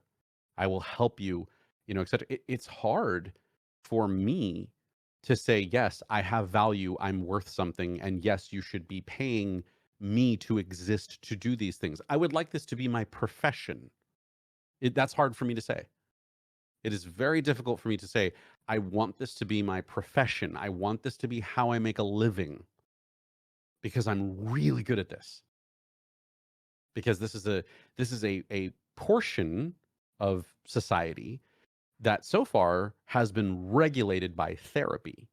You know, this is something that we've put behind a paywall, if you will, Mm-hmm. of a PhD. You know, there's a paywall of a PhD there that says that only if you have a PhD can you tell people how to like feel better. And then came the advent of self-help. And unfortunately, 99% of self-help is absolute bullshit, because a lot of what self-help concentrates on is just sort of quick fixes, quick ideas on this is how you're going to feel better for the day. It's really no different than like being hit by a TikTok or an Instagram story or similar, or a YouTube short of inspirational quotes or something to make you feel better in the moment, but it's not really doing anything to fix what you're trying to fix, you know? And a lot of it doesn't give people any sort of, it doesn't take into account the fact that humanity takes a long any human being takes a really long time to heal from things. And that complication has to do with the idea that um we've become very quick fix as a society. You know, if we want food, bam, we can have it delivered to our doorstep. We need a ride, we have an app for that. They can bring a stranger to our doorstep immediately to give us a ride to the airport, give us a ride to someplace, whatever. You know, if we need socks, they're on Amazon same day. If we need aspirin, same day delivery from Whole Foods or GoPuff or whatever the app is. Every single thing that we do when it comes to our consumerism in our lives is instant gratification. And mental health is the one thing that cannot be fixed instantly. Yeah. Your I have psychology is not something you could just repair. Sorry, go ahead. I have a comment to make about your imposter syndrome. Um,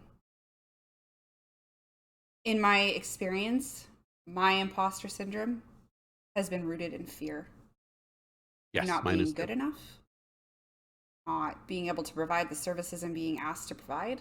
What if nobody shows up? What if nobody chats? What if, you know? And so, what did Yep. you say to me last time, Phil, I think I about said fear? just do it. I think I Feel said the just feel the fear fear and do it and anyway. do it anyway. Yep. Really hard to take your own advice. Yeah. Well, now it's my Yeah. advice. So take my Yeah. advice. Exactly. Exactly. But here's the thing. Guest hosting with you on these is part of my new therapy, because since I've been doing this with you, I have been taking the time to sit down and write every day. And Yay. so now I think I've got 20 scripts now done for videos to put on YouTube.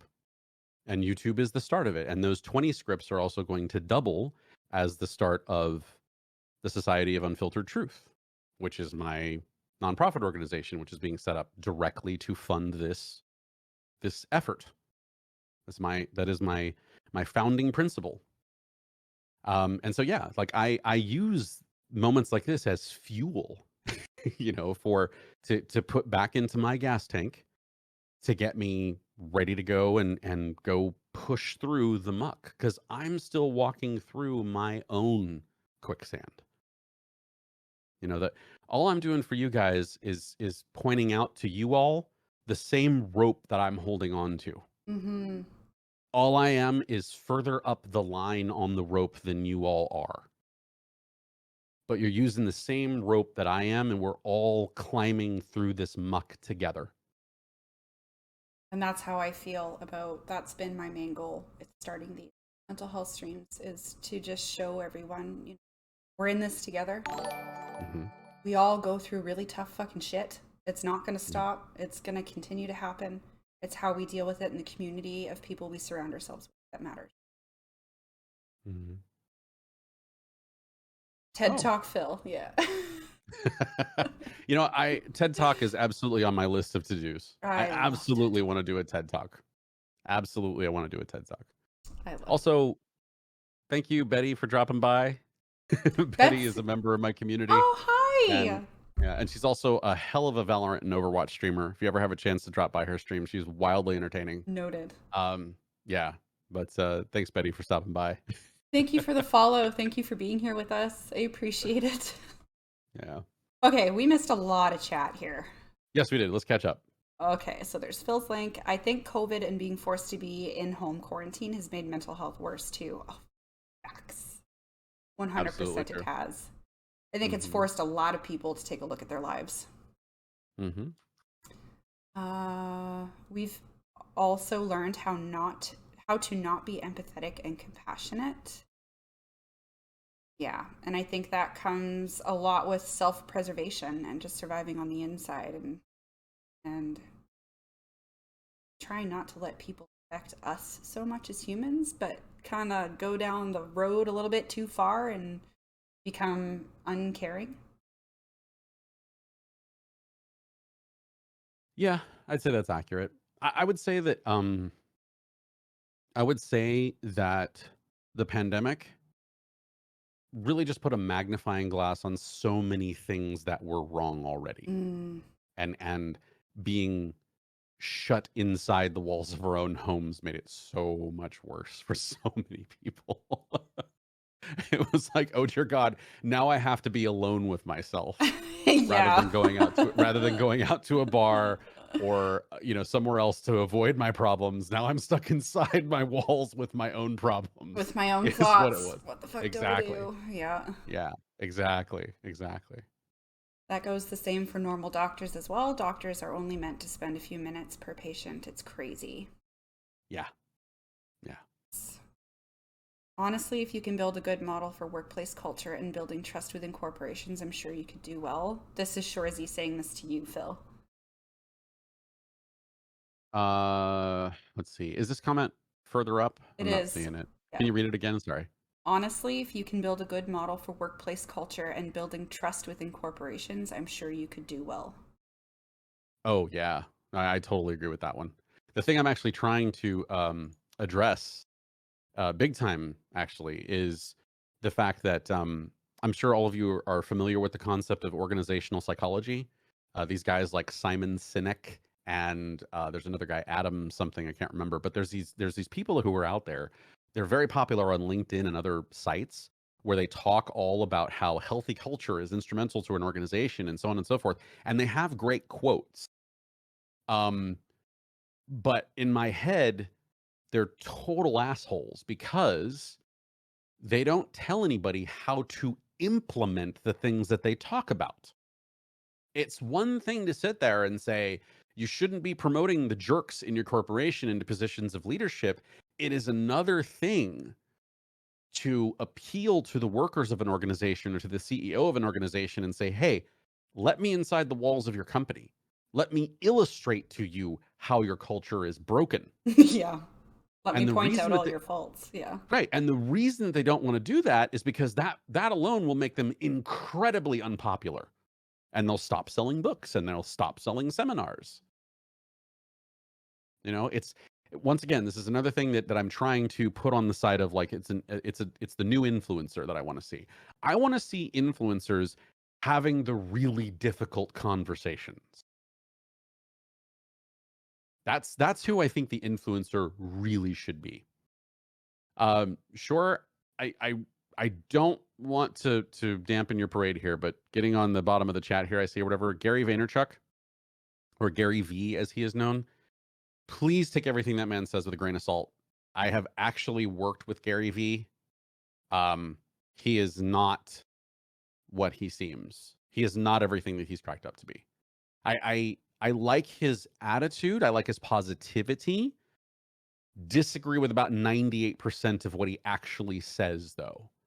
Because personally, I have a big thing about how hustle culture is bullshit. Hustle culture is a product of society not taking care of its people. Hustle culture is really unhealthy, and Gary Vee really professes a lot of that in a lot of the things that he says. I'm not a fan of a lot of the things that Gary. The other thing that Gary Vee does that I personally have a problem with is that he hires a lot of young people specifically because he can pay them less, and he exploits workers to a degree at the same time that he talks about empowering them. So I find I find a lot of what he does to be insanely hypocritical. So, and I But think with personal experience with this, because Shorzy is Mr. Wendigo, mhm. he has been listening Oh, to a lot of Gary Vee. And um, I couldn't get on the Gary Vee train. I don't like how he talks. I don't like how he talks to people. I don't like he just rubs me the wrong way. Yeah, he's Um, very polished. He's very, very slick. but Um, yeah, Shorzy is really good at deciphering between what's gimmicky and what's actually good advice. I yeah. think like it's one of his strengths. He's really good at kind of picking apart those things. Okay. Well, that's good that he shifted a bit because my thing, I will freely admit that I personally stopped listening to him completely when he started talking about the hustle culture. My biggest critique with Gary Vee. He he believes to a certain degree his own press that he is an expert on running a business when I'm he's not able to admit to himself that his own success, really his most major success in his life, was that he managed to start a wine vlog at a time when no one else had one. And that in turn transformed his wine business into this multi-million dollar venture. It wasn't because he was an expert at business. It was because he hit something at the right time at the right place. and And he's he's said really, as much. yeah, and he's not, and he probably knows more so now, probably because somebody else called him out somewhere, and he went to his therapist and said, "Is this the right thing?" And that's probably more why he shifts to therapy and personal balance now. So he's probably grown up a bit since the last time that I saw him. But the last time I worked with him, he was using boxing analogies, which is, by the way, where I worked with him, was doing a boxing promotion because I used to be in the combat sports game.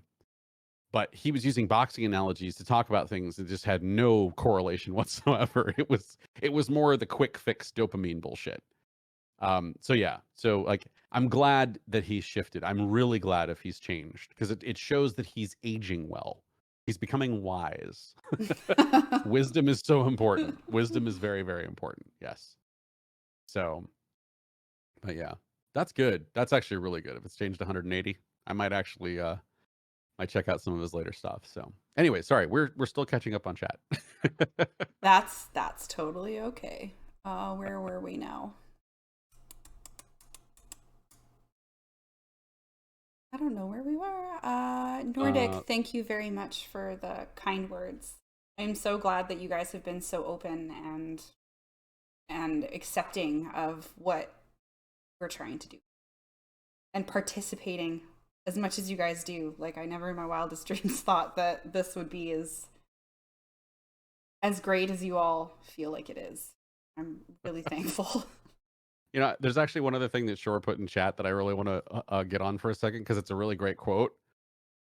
Short Shot said, "The voice in my head is an asshole. You can't leave me alone with him." Yes, I saw that. The truth is, all of the voices and like our voices inside of our own heads are all assholes because we're all our own worst critic. Hmm. We are all the sort of worst person inside. Okay. And that worst person is the one that's able to crack jokes at dark shit, etc. Right?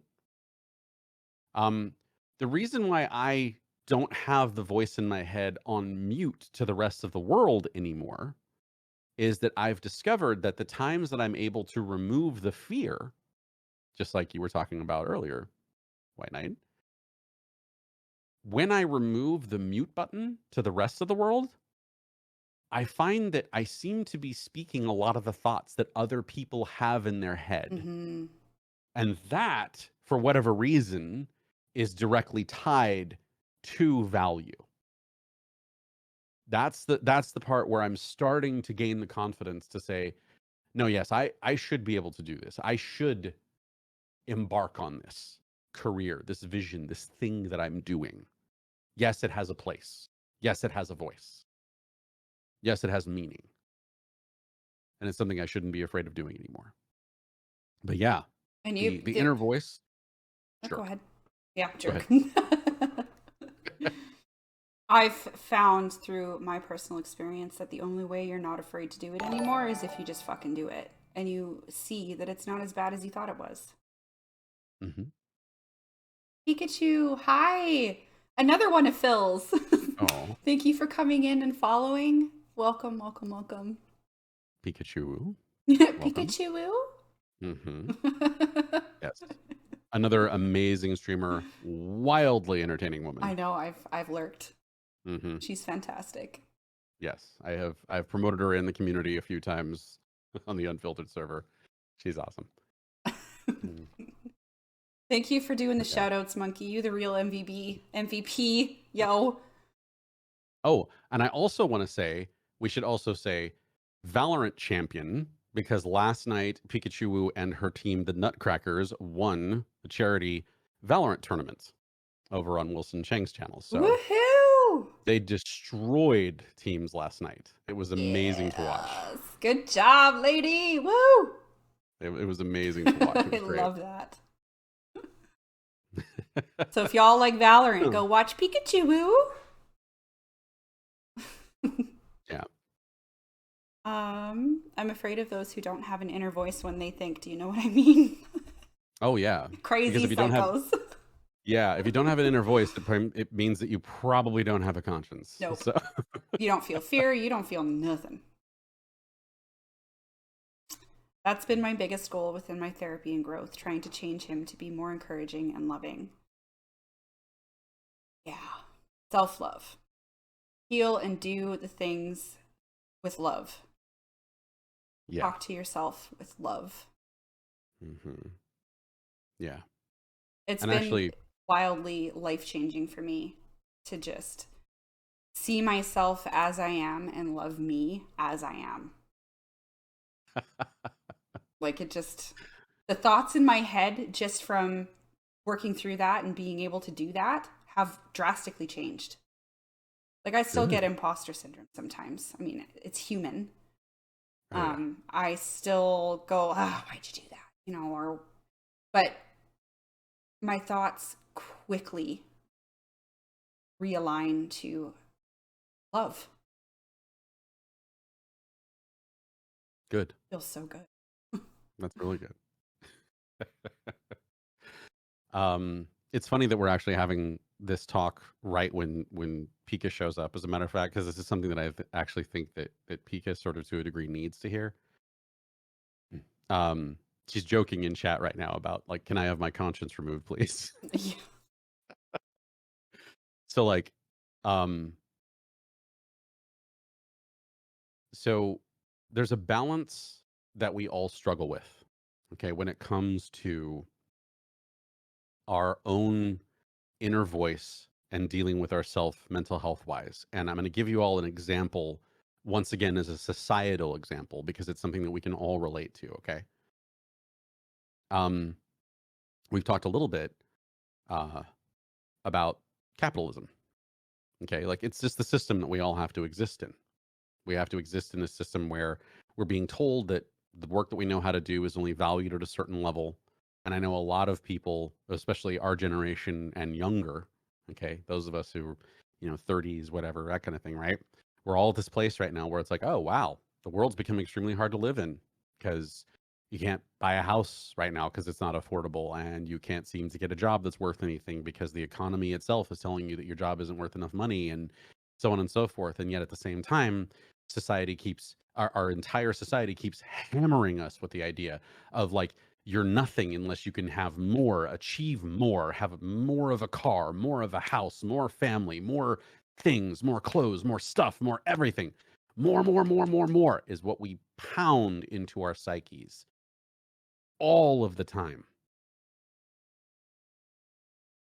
Strangely enough, there is a great deal of power when you realize that everything that you need to be happy exists in the most minimalist of context.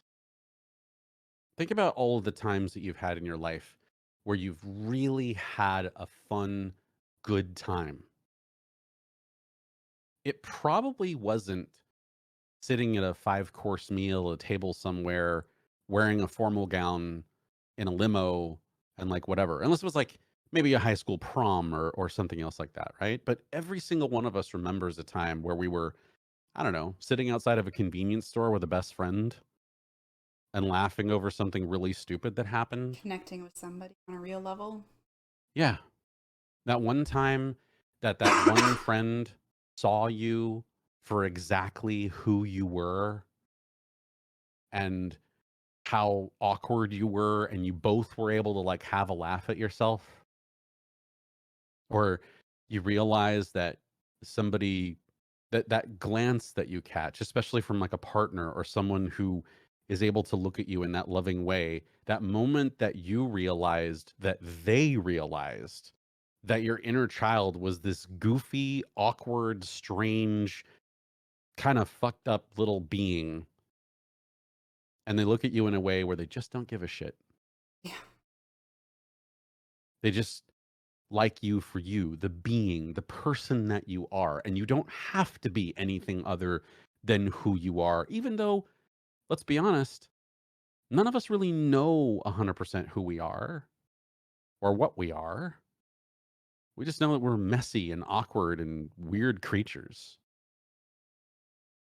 But when you start to realize that all of the best times and the best emotions and the best feelings and the best quality of life that we have are attached to those moments, and that none of the stuff really matters.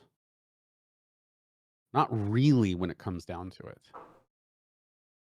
It gives us a little bit of relief, because what it means is that for the time being, we can adjust our expectations. It does not mean, okay, to buck the system. It doesn't mean unplug capitalism. It doesn't mean, fuck everything.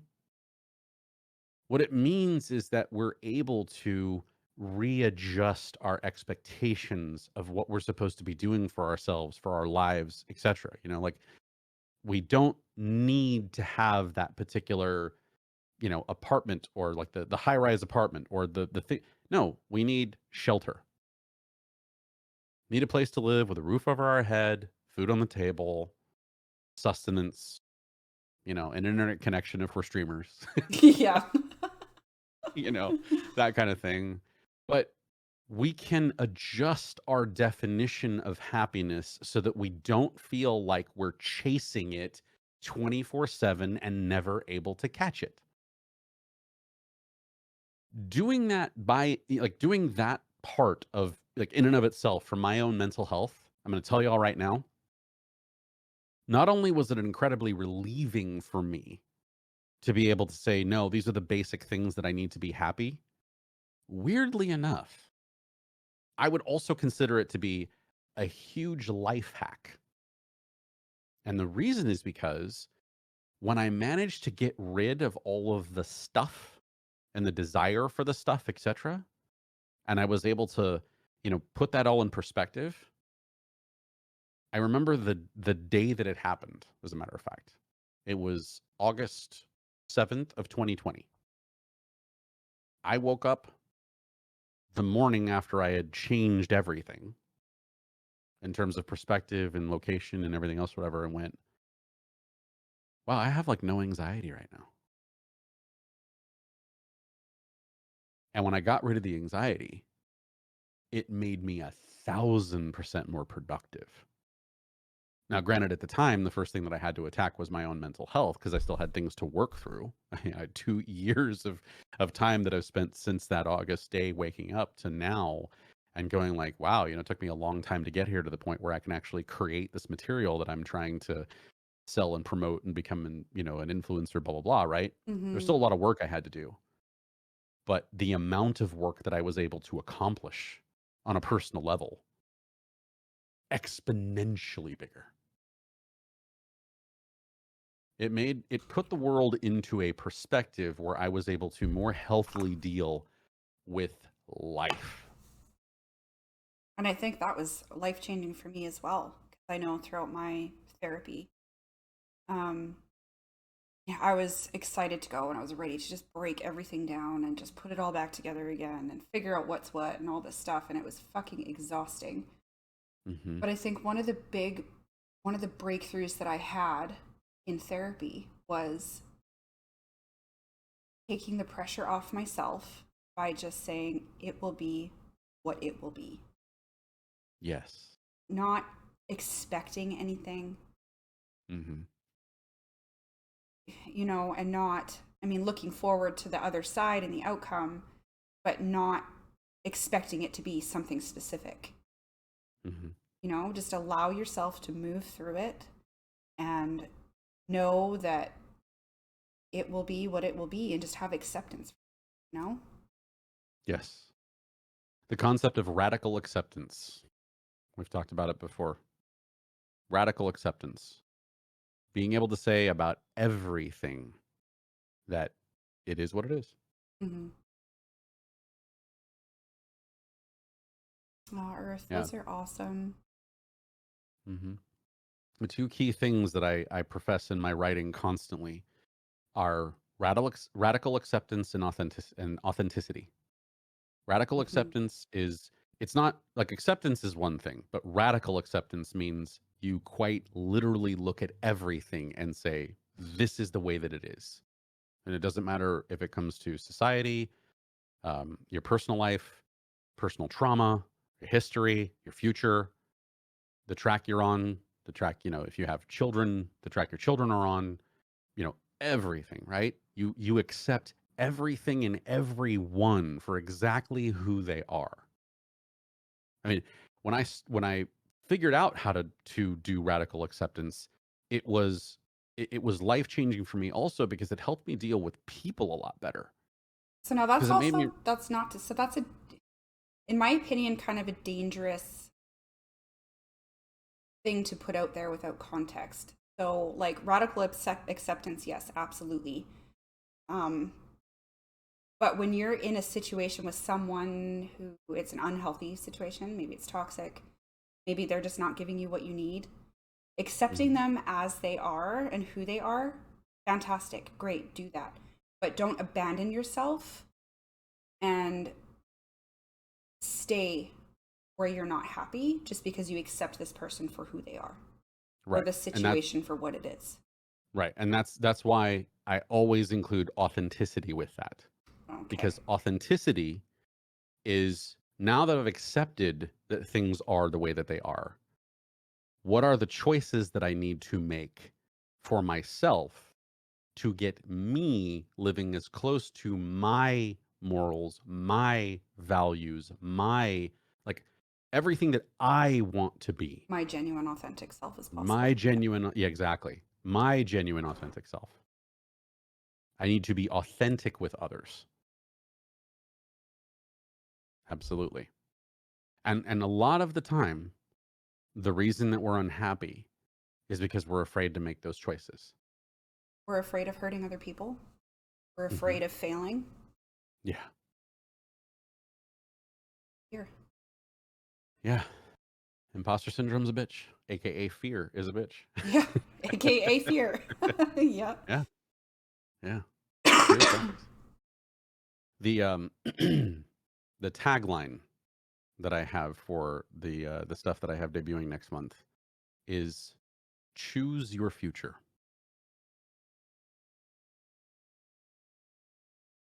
That's it. Yeah. It's the simplest expression that I could find for being able to explain to people every single thing that we do is a result of choice. We can't control the things that happen to us necessarily, but we can choose how we respond to everything. Mm-hmm. We can choose the path we're on. We can choose not to be with someone who's toxic. Because in the end, 99% of the time, you're not going to be able to change who that person is. You see the potential of who they could be, and that's usually what prevents us from leaving. You say to yourself, oh man, if this person would just do this one thing, if they would just start choosing this, if they would just start doing these things to make better choices for themselves. Nope, you can't change them. They have to change themselves. They have to want to change themselves. They have to be Hmm. changing themselves for them and not for anybody else. Because if it's for anybody else and it's not for them, those changes will not stick. Yeah. No. There's going to be resentment that comes with that on Yeah. their side. Yeah, absolutely. Why can't you just love me for who I am? No, I do love you, but it just means that you don't get to have me. if you do this. Hmm. That's my favorite line from the movie Gross Point Blank. John Cusack is one of like my favorite actors of all time, and he messes up with this girl in the movie at some point or whatever, and she just goes like, she goes, no, no, no, no, you do that, you don't get to have me. I love that line. Yeah. That's been a hard lesson for me to learn, but I've learned it. Hmm. Yeah. I Right. wish you hadn't learned it in the way you'd learned it. Well, I mean, I had to learn it somehow, right? Yeah, exactly. Well, and you had a hell of a start to life, dear God. Yeah, it was. The place that you came from. That's that's harsh. You should be incredibly proud of what you've accomplished. Don't get me wrong. I fucking am. Good. Good. Good. No Good. ifs, ands, or buts about it. I am so proud of who I am, even from a year ago. Good. Yeah. Radical acceptance is great, but also don't be scared to ask for what you need. That one simple thing, just asking for what I need, has been a big change for me. Yeah. Mhm. You have to Yeah. stand up for what you need and for who you are as a person and your morals and your values. Hmm. Absolutely. There's a couple that I counseled just recently where I've been trying to explain to them the concept of compromise in relationships because once again, it's a problem with human beings because we're not really taught well how to deal with feelings when our in our younger years. We have a tendency to associate certain words with essentially society or with capitalism, for instance, because it's the point of reference that we all share, right? And so they're thinking of compromise as like, well, it's a contractual thing, kind of a thing. And I was like, no, no, no, no, no, no, no. You don't understand like how microscopic the choices are that you make when you start compromising in a relationship. And Shore kind of hits the nail right on the head here. Asking for what I need. So like let's say you have a partner that really loves you, right? And they really want to work on things with you. Okay. If you ask somebody for what you need, even if the response from that person is positive, and the person goes, oh my God, you need me to do that?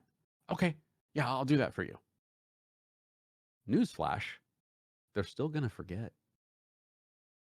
There's still gonna be times where they go, oh crap, I forgot to do that thing that Hmm. they wanted me to do, that thing or whatever. And you know what you have to do at that point? You have to compromise and say, okay, I understand because this is a behavior change. It's not going to happen overnight. Yeah, absolutely. Please remember to do blah, blah, blah. What happens in 99% of relationships is the person says, okay, I'm going to do that. And the first time they fuck up, what does the other partner do? You said you were going to do that. Blah, blah, blah, and they get really angry. And anger will never move the needle, ever. I've learned that too. Positive, positive reinforcement always trumps negative reinforcement. Always, always, always, always.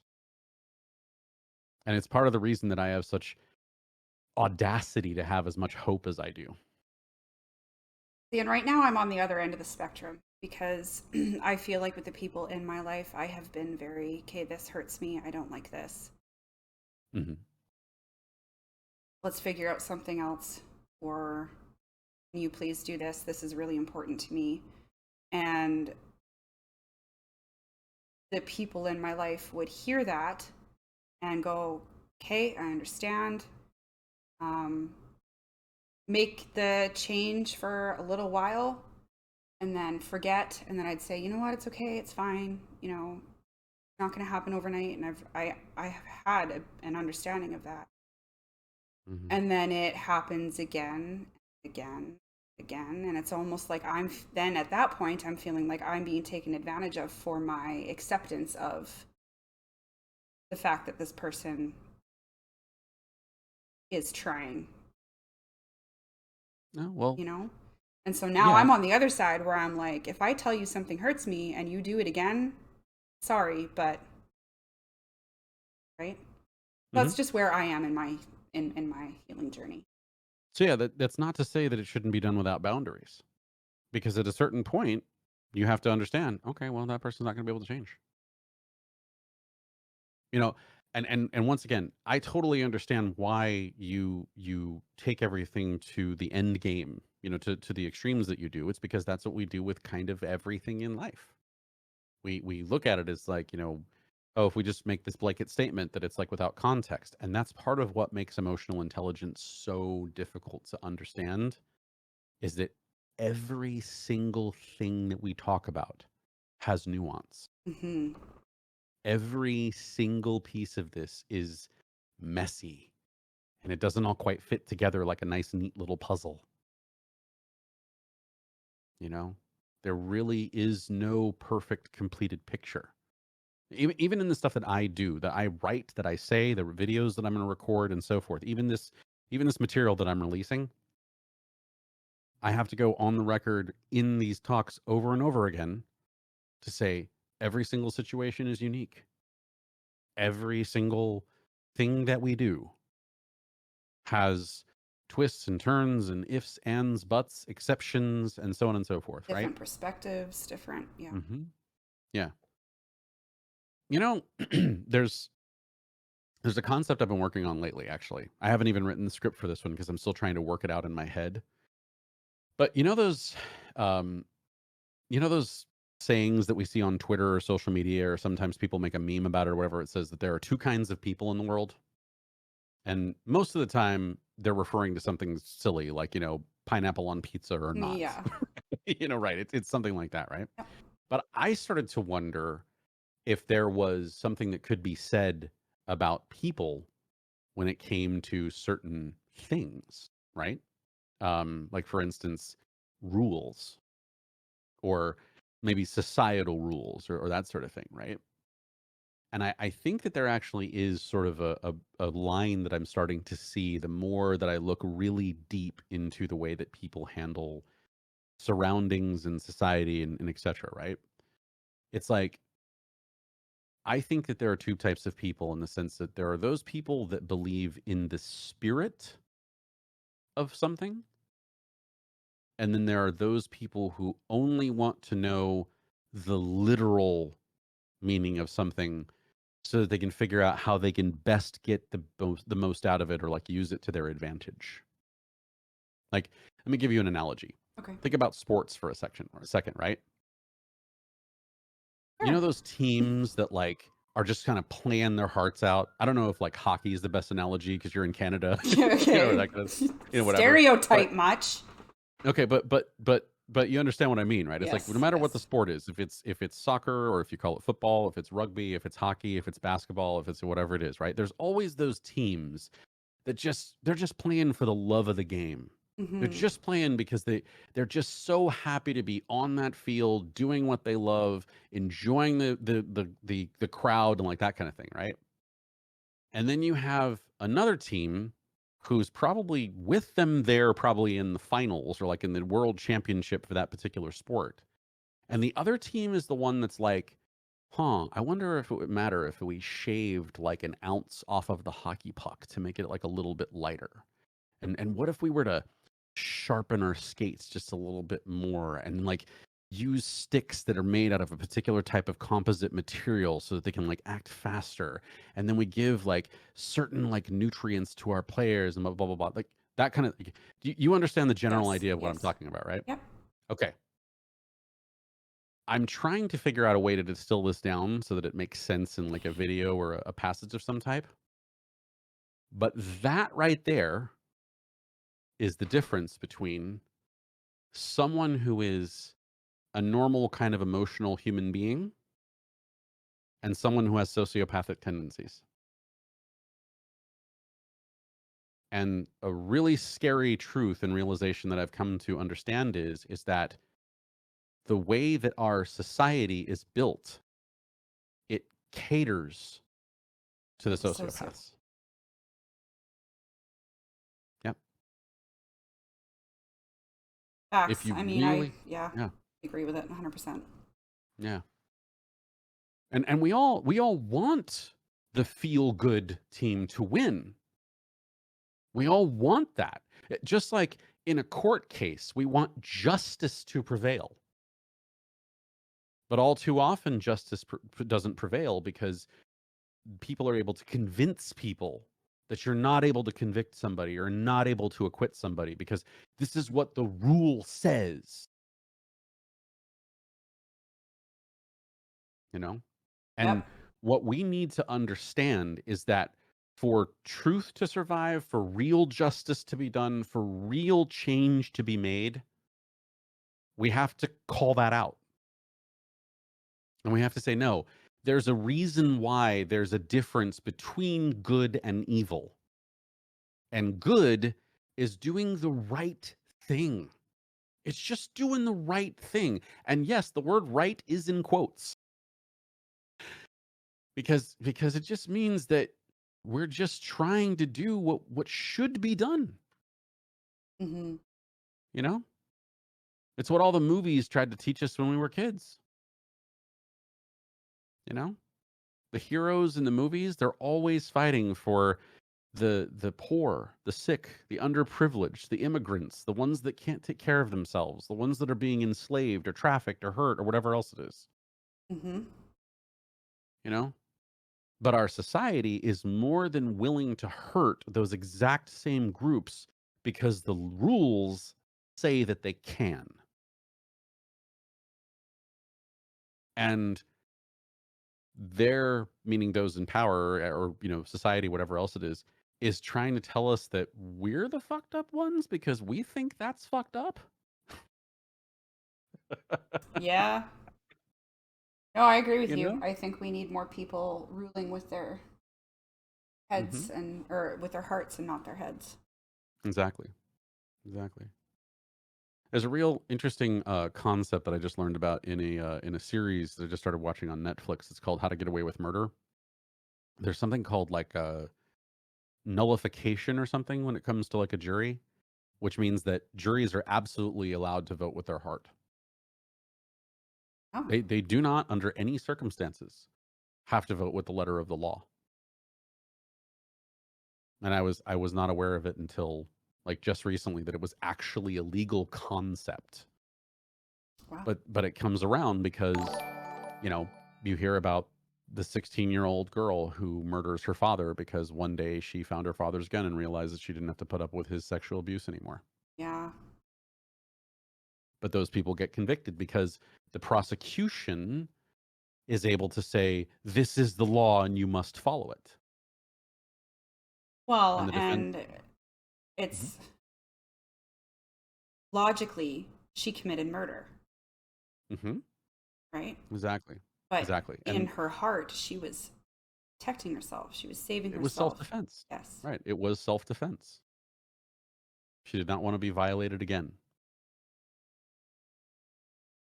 you know? And what kind of justice was that man going to come to if he ever got caught? Probably fucking Exactly. nothing. Exactly. Yeah. Like it's, it's a touchy subject for me because I have personal experience with this. And I've Mhm. never murdered anyone because of it, but I mean, I've really fucking Mhm. wanted to at times. Right. And because of what I've been through and knowing that the legal system does not protect victims, it if this were to happen to any of my children, I can't say I wouldn't kill someone. Oh yeah. You know, like Mhm. the man that raped me and two of my friends and groomed me and sexually assaulted me for months Mhm. fled the country before the police could put the report officially in so they couldn't detain him. He went to go live another 10 years, 15 years in New Orleans and is only getting a 10-year sentence Wow. for doing this to another child for 4 more years afterwards. And they Ooh. don't like I don't know how Yeah. more parents don't kill Mhm. people like that, you know? Yeah. Mhm. I didn't tell my father until last year. Oh, really? Mhm. You mind me asking how that went? It went well. Um, as well as it could. It shattered him about as I thought it would Yeah. because I think the thing that you have to face as a parent at that point is that you feel like a failure. You You couldn't feel like protect your you kid. feel like you haven't protected your child exactly. But I think it really helped him that I had gotten through it finally, and I had figured out a way to say it and live it as my truth and understand that that happened. So, yeah. Earth makes a good point too. She's been on both ends. She's the parent of a victim and she was a victim herself. Mhm. And so she understands the feeling of murderous rage Yeah. and wanting to protect your babies no matter what. And yeah, Yeah. Yeah. I wanna make a point here, but it's gonna be very kind of wildly controversial, but I'm saying it because it is so, okay? When Earth said predators are good at getting away with it, it's really fucking shitty. Yeah. It's because once again, the laws, the rules, etc., are made by the ones with the sociopathic tendencies. Look at the Jeffrey Epsteins of the world.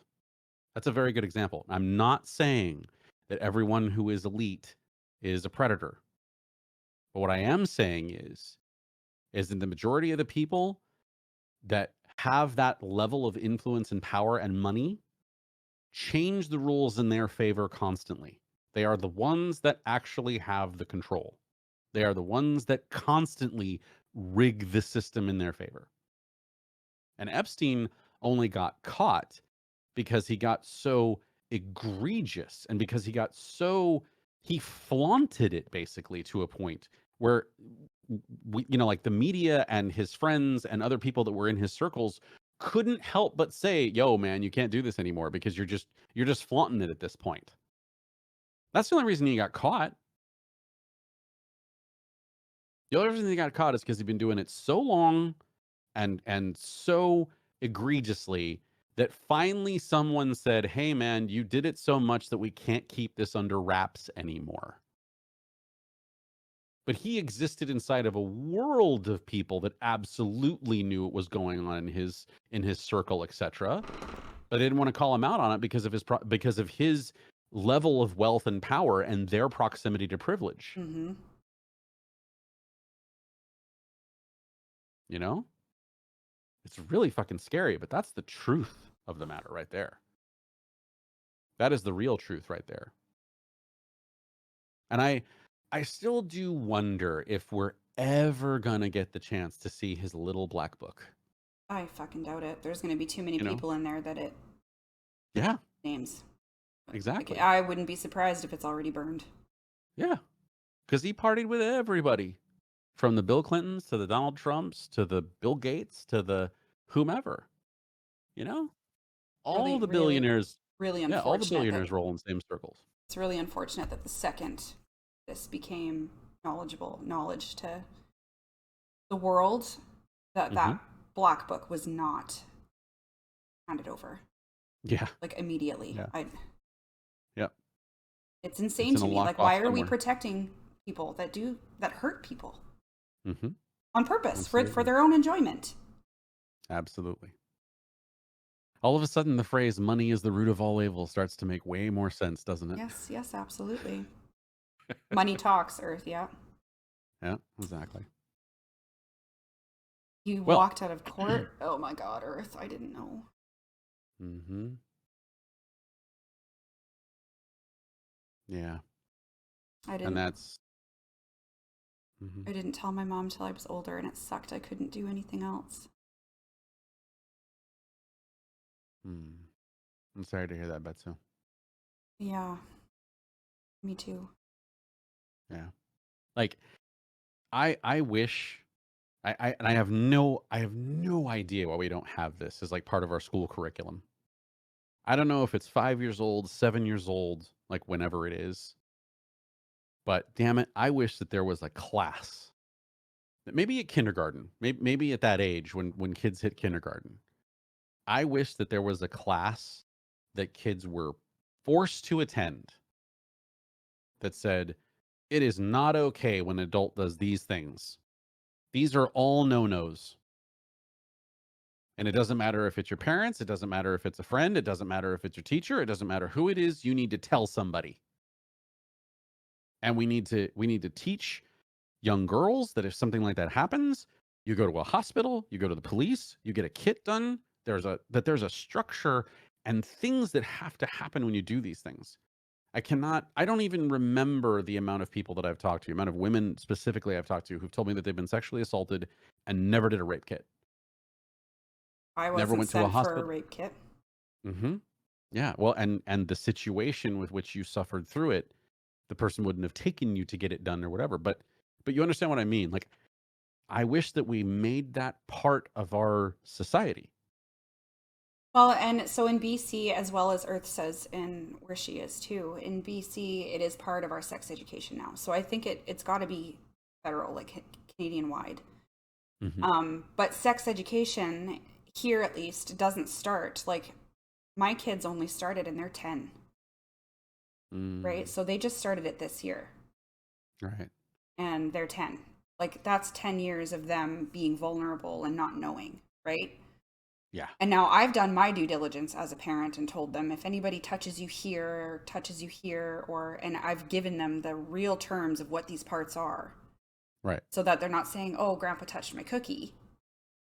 They're saying, Mm, grandpa touched my vulva, yeah. right? Mhm. I've done my due diligence as a parent to teach my kids that this is inappropriate. But that's because I've experienced this and I had no fucking clue. Nobody told me anything. I didn't know what a vulva was when I was 8 years old. Mhm. You know, I know Yeah. what boobs were because my mom had boobs and I saw them on her and I asked her about them. But, like, if, you know, Mhm. yeah, you're 100% right. It needs to be more mainstream and kids need to be taught these things so that they can say to someone they trust Mhm. that this person is hurting them. Yeah. Or maybe not hurting because maybe they don't really know that it's hurting, but they know what the terms are and they can say, you know, the guy down the road touched my nipple on purpose. It wasn't an accident. He touched it on purpose. Yeah. I did that with my daughter, but the guy made her afraid to say anything. Yeah, and that's the other issue too. The way abusers instill fear into their victims so that their victims don't say anything. Oh, yeah. Um, I gotta wind down so that I can hop off, stream or whatever, but there's something that I'd actually like to leave y'all with. Does everybody here have access to Netflix? I do. Not that I wanna promote, like, a particular streaming service over another, etcetera, but there's something I'd like to throw out there, and then you guys can all tell me, either hit me up on Discord or maybe we can talk about it later on, whatever. There is a movie that came out just recently. Some of you may have already seen it. If you have, don't spoil it for others, but there's a movie that I'd really like you to watch. It is an adult movie, so do not watch it with the kids around, etc. But it is called Emily the Criminal,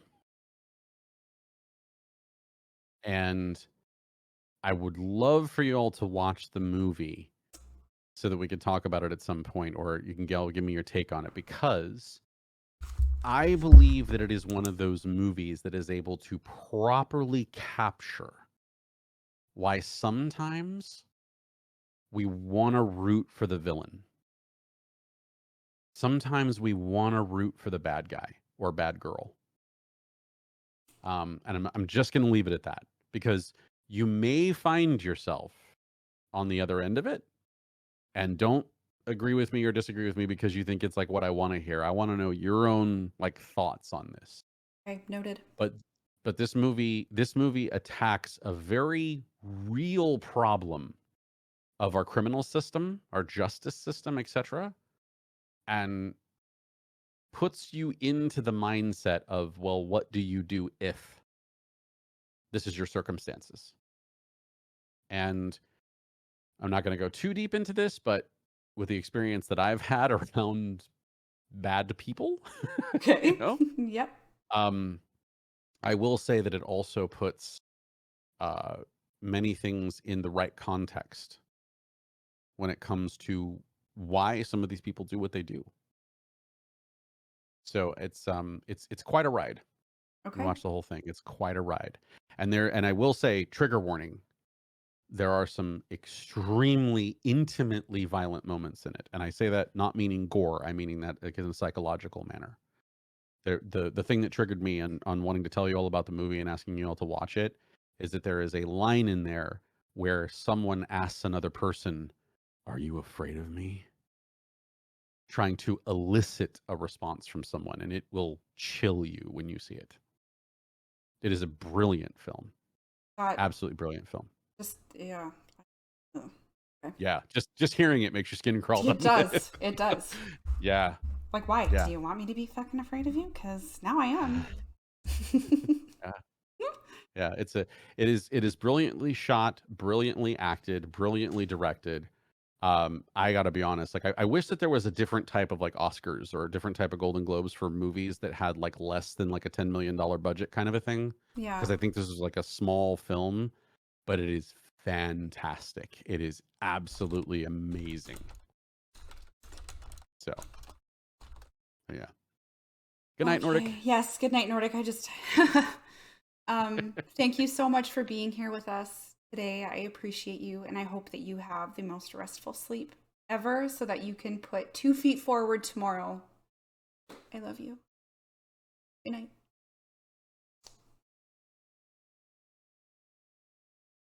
Emily the criminal. Okay. Yeah, I need to start winding down too because it is after 2 o'clock and I got to go get my kiddos from school. Yeah. So let's check the Discord and see if we've got any happy submissions here for. Okay. Nope, nothing. How about raids? Let's raid Mr. Senpai this week. Why, Lexi? Why are you going to jail?